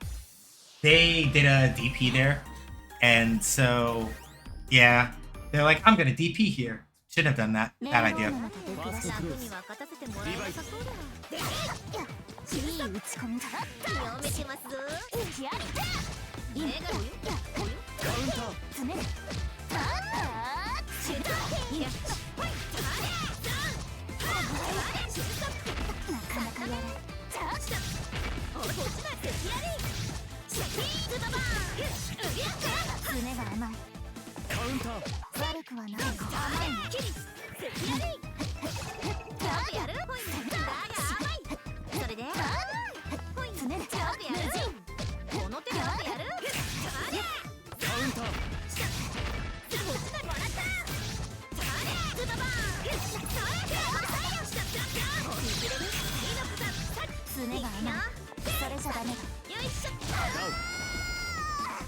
隠して。セカンドクローズ。リバイド。詰める。それじゃダメだ。カウンター。なかなか詰める。詰める。ちょっとやる。無事。爪が甘い。フライで。なかなかやる。カウンター。爪が甘い。今。無事。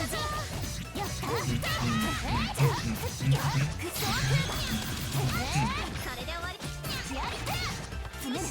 カウンター。無事。カウンター。カウンター。なかなかやれ。やめるの。いい打ち込みだ。カウンター。なかなか感じだ。それじゃダメだ。カウンター。いい打ち込みだ。詰める。騙しに行け。カウンター。今。詰める。カウンター。Yeah, good show. I should have gone for my other super there.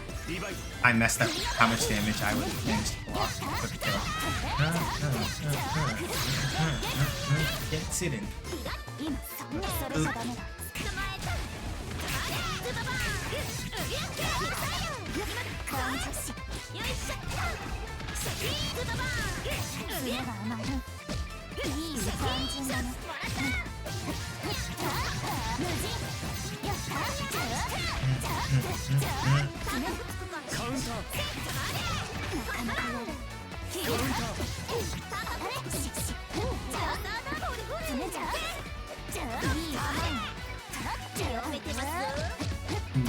Nasty.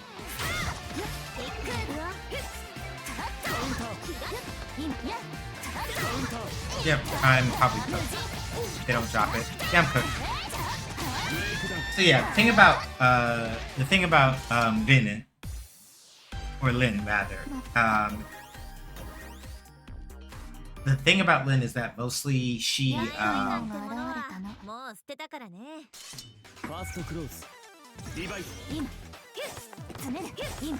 basically like her longest range moves are like her C moves, obviously, like this for most characters, but mostly she gets by on mobility.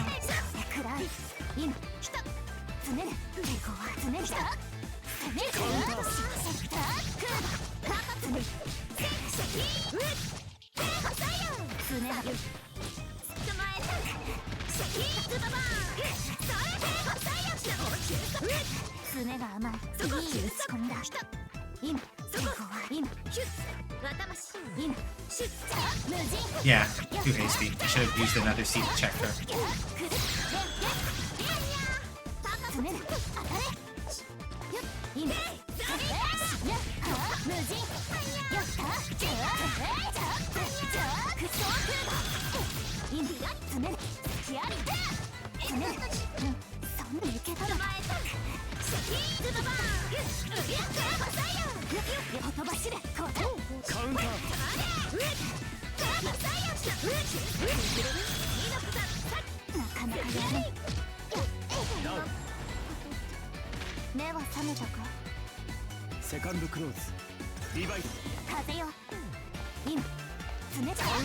Yep, fair.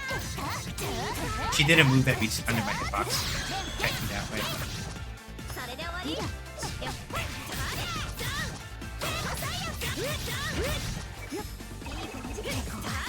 いい打ち込み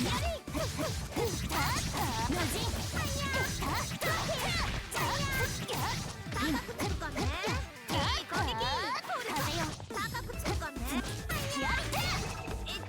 カウンター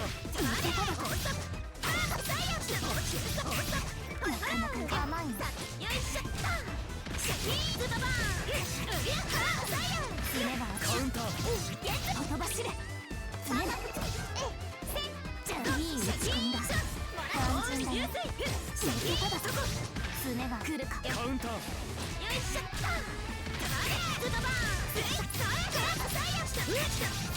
なかなかやる疾風食い破れ今食い破れ Yeah, that's fair. So, you may remember that I said before, a common trick for Yuzuriha is like jump and do quick Bato slash down like I just did. The problem with that is that it mostly relies on like your opponent being unaware of like how actually high up in the air you are, or otherwise not moving to check you. And if they do, then that happens basically. You kind of eat shit. カウンター無駄だいい打つねるカウンターなかなかやる爪が甘い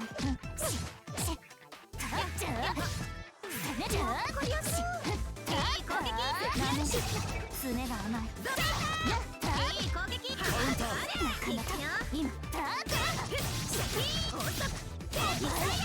なかなかやる今無人今カウンター今なかなかやる食らいつけやった爪だ甘い爪だやめてます今しカウンター爪だカウンター Messed up a little bit there at the end, but I made it clearly. Yep.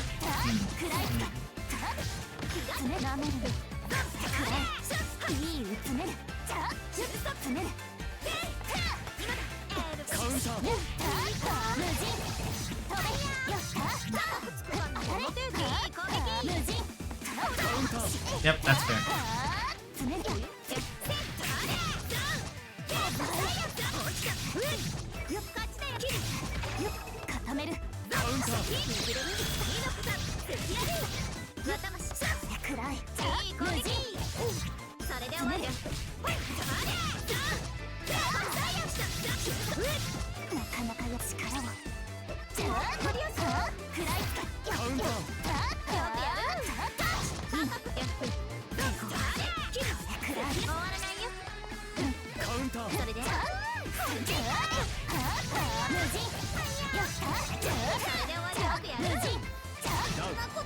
Yeah.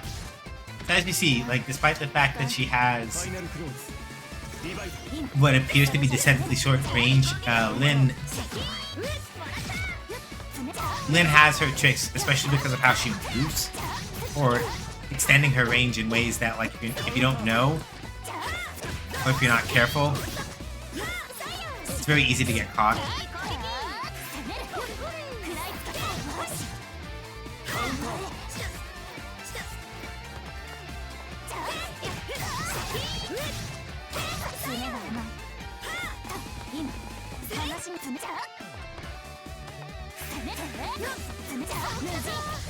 Oh, good backdash to avoid it.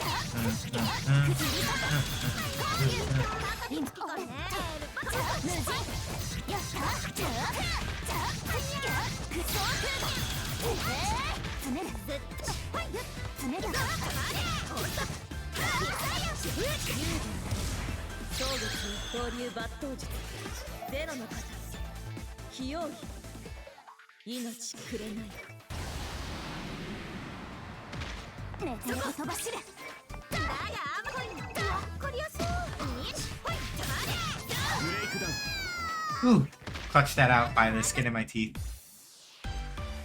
リンネちゃん会いたかったよ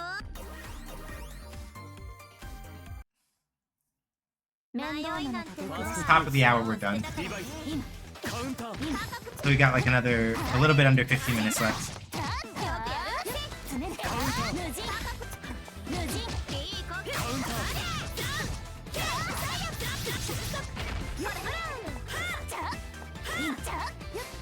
それじゃダメだ来るかカウンターなかなかそれじゃカウンターくらいカウンターすねがカウンター目がカウンター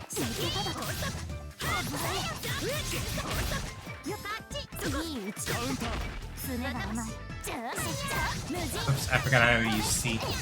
That's the other hard part of playing Yuzuri, huh? Is that if you... It's very easy sometimes if you're not paying attention to forget which buttons you've already used in a combo or while in stance, which can make it like a little bit harder. Alright, Stubby.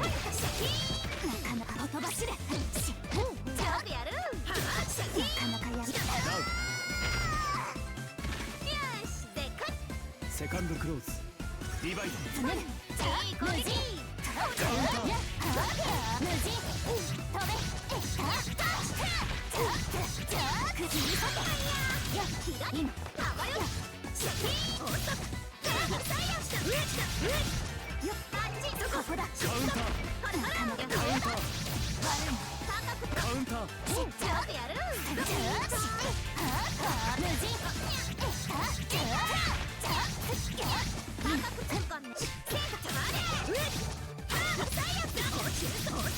すねが甘い風よ無人 Yeah. So that's why Lin is kind of like a hard match, sort of a hard matchup for Yuzuriha, depending.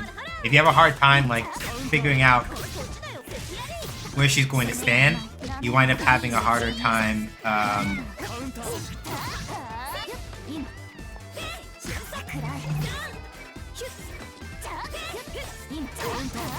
If you have a hard time predicting where she's going to stand, you have a harder time checking her, which means she gets in and does this shit. But カウンター すねが甘い甘いのテクヒットカウンター she was plus, and I shouldn't have pressed the button there.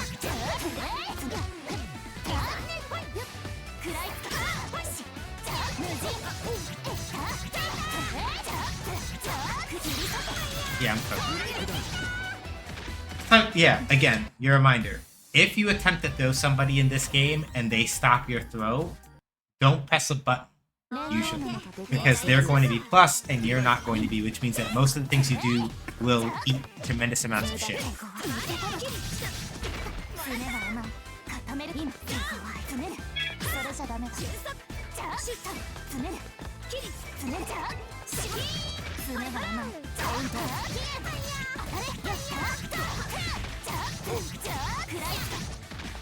目が覚めたいい攻撃つねるつねるもらったほらほら力をカウンターカウンター収束こっちこっちもらった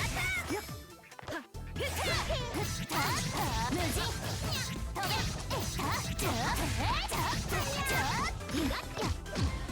カウンターつねる目がカウンター無人今受けただとなかなかカウンターダウン Okay. 目は覚めたセカンドクローズリバイつねる今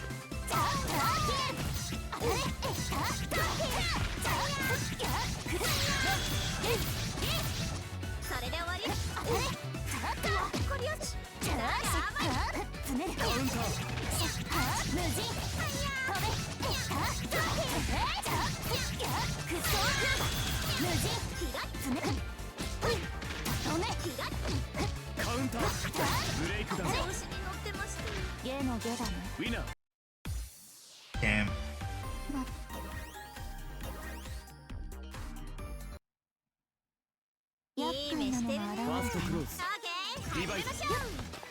話にならない。詰める。無人。飛べ。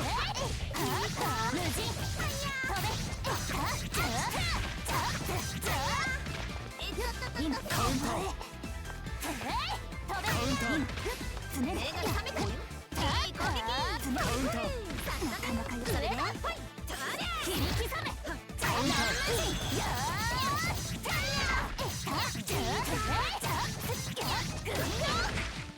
カウンター。胸が甘い。カウンター。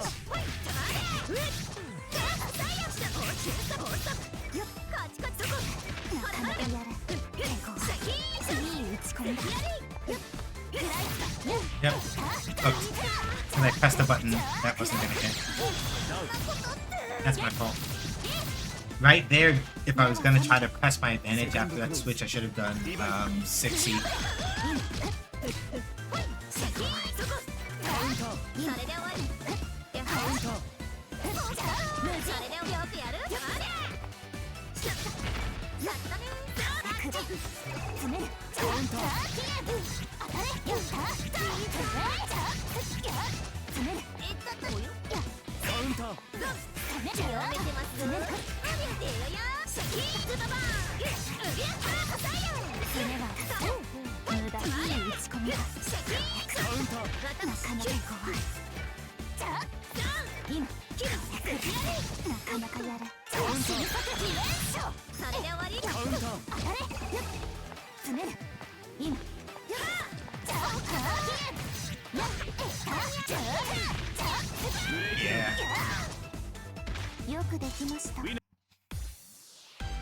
The other thing that makes it hard is that because Yuzuriha does not have very strong defensive or reversal options, once Lyn is on top of you, it's very hard to like make her stop.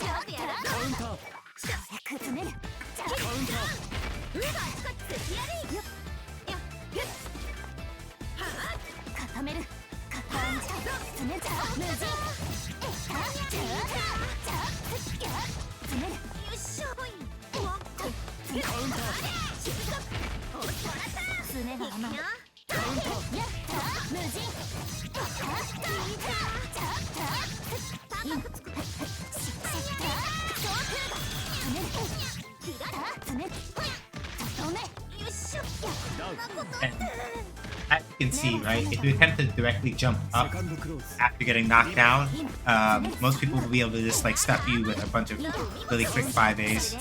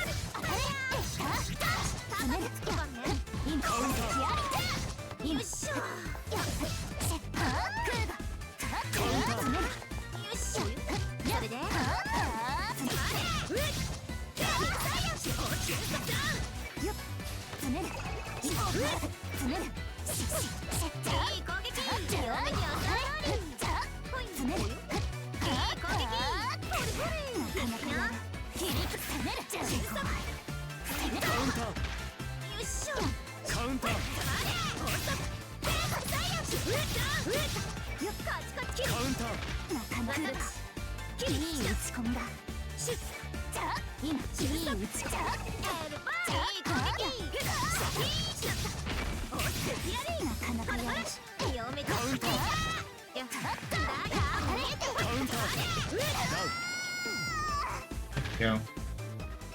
Final close. Divide.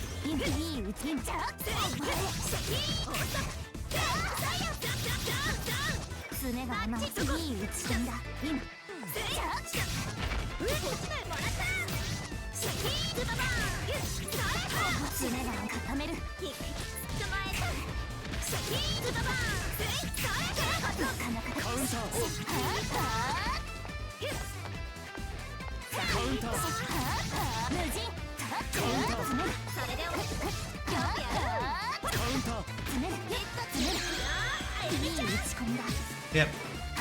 Punish that.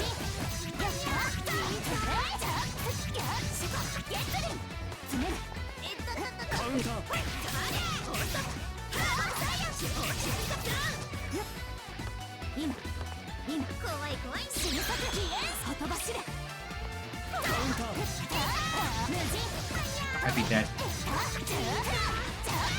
Yeah. When I got pushed back to the corner, I wanted to teleport and try to force my way out.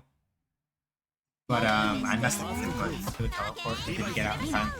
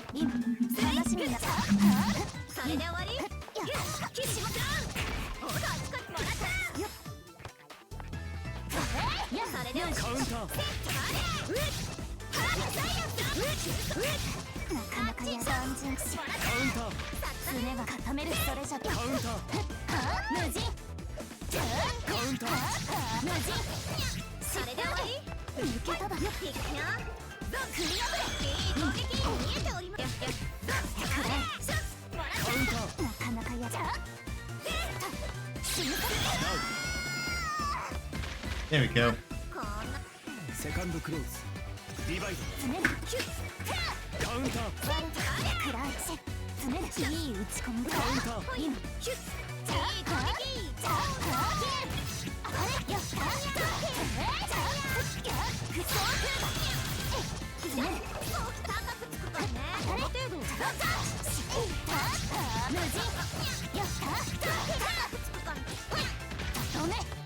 Counter.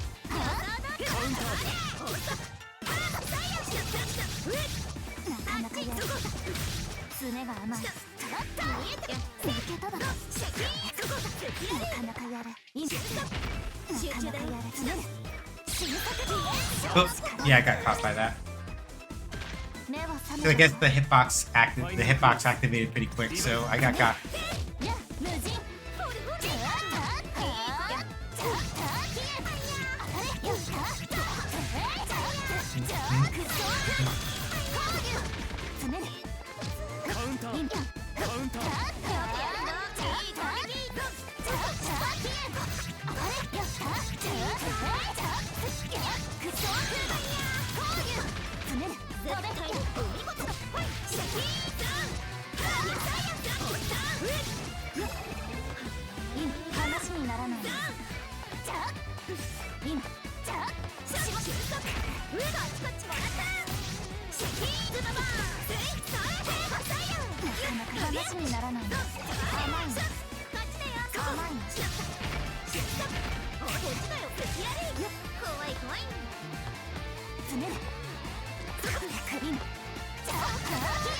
Maybe I'm cooked. Yeah, cooked. Cooked. And it's 10 o'clock. Alright. I gotta hold that. Alright, y'all. Yeah, I just wanted to play Under Night tonight. I spun the wheel and I was just like, let me see what we get.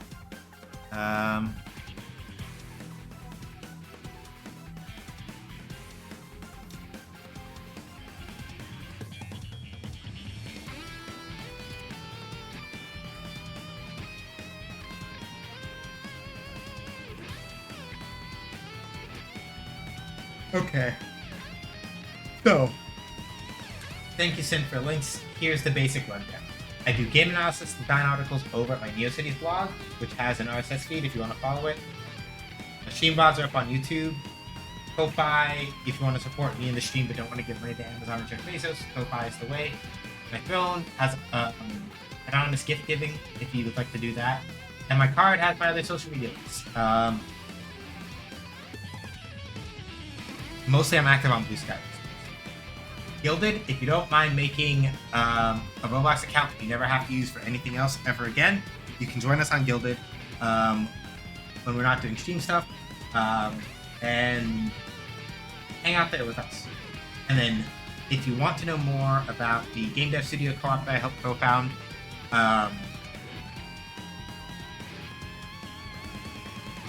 you can go over to Munity. That's community without the C-O-M.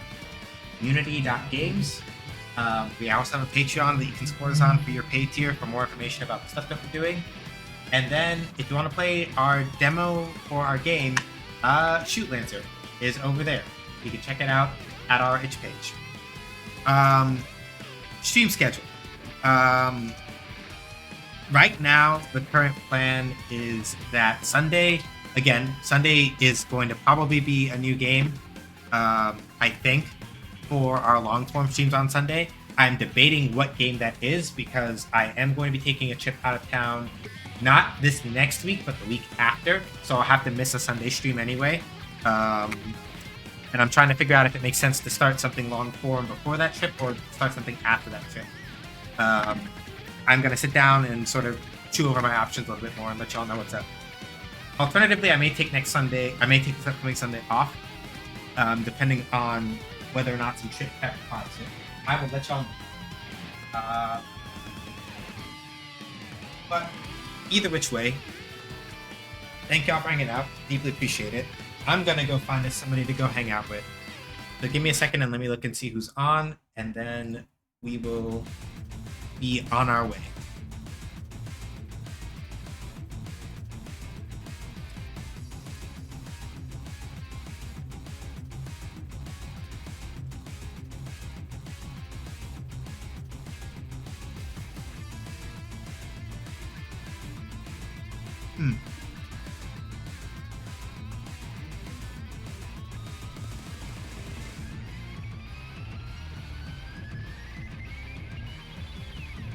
Let's see.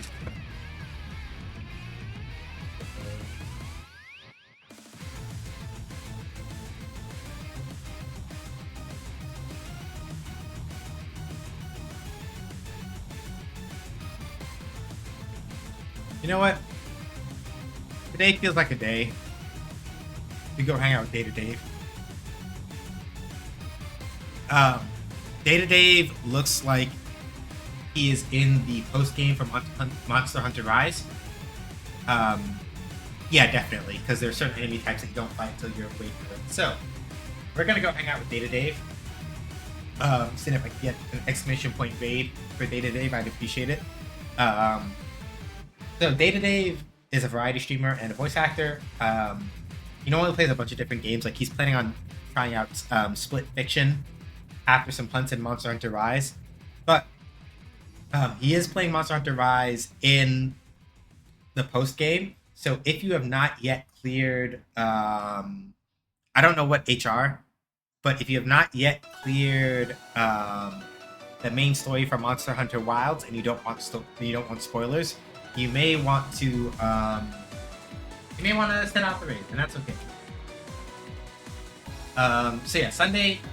If I don't take Sunday off, 5 p.m. Eastern time, we may just play something like small or something that I can stop without too much trouble. This upcoming Wednesday will still be Game Dev Wednesday. And then next Friday, I think maybe we're going to try out some Grand Blue versus Rising. And then next Friday will be the last Fighting Friday before my trip. And that's pretty much the plan. So basically we have one more Fighting Friday stream before my trip, and then I believe the Sunday after next week's Fighting Friday is like our last stream day before I'm out of town for a couple days. So thank y'all for coming by. Deeply appreciate it. Stay safe, wash your hands, wear a mask, don't go outside if you don't have to, be excellent to each other. Do not be bigots, racist, turfs, sexist, anti-queer folks, or fascist. Remember, Black Lives Matter, trans rights are human rights, reproductive rights are human rights. Palestine must be free, the Sudan must be free, the Congo must be free, New Caledonia must be free. None of us are free until we're all. If you have the time, the energy, the space, then if you don't know what to do, if you need to be looking out for other people, the best way to look out for people is just to, you don't always have to do like something big and grandiose, just do your best. And that's sometimes enough. Alright y'all, that's all from me. I have a thing, I've got an early day tomorrow, so I'm gonna try to pack it in relatively early. So enjoy yourselves with Dave. I'll catch y'all later. Take care. Deuces.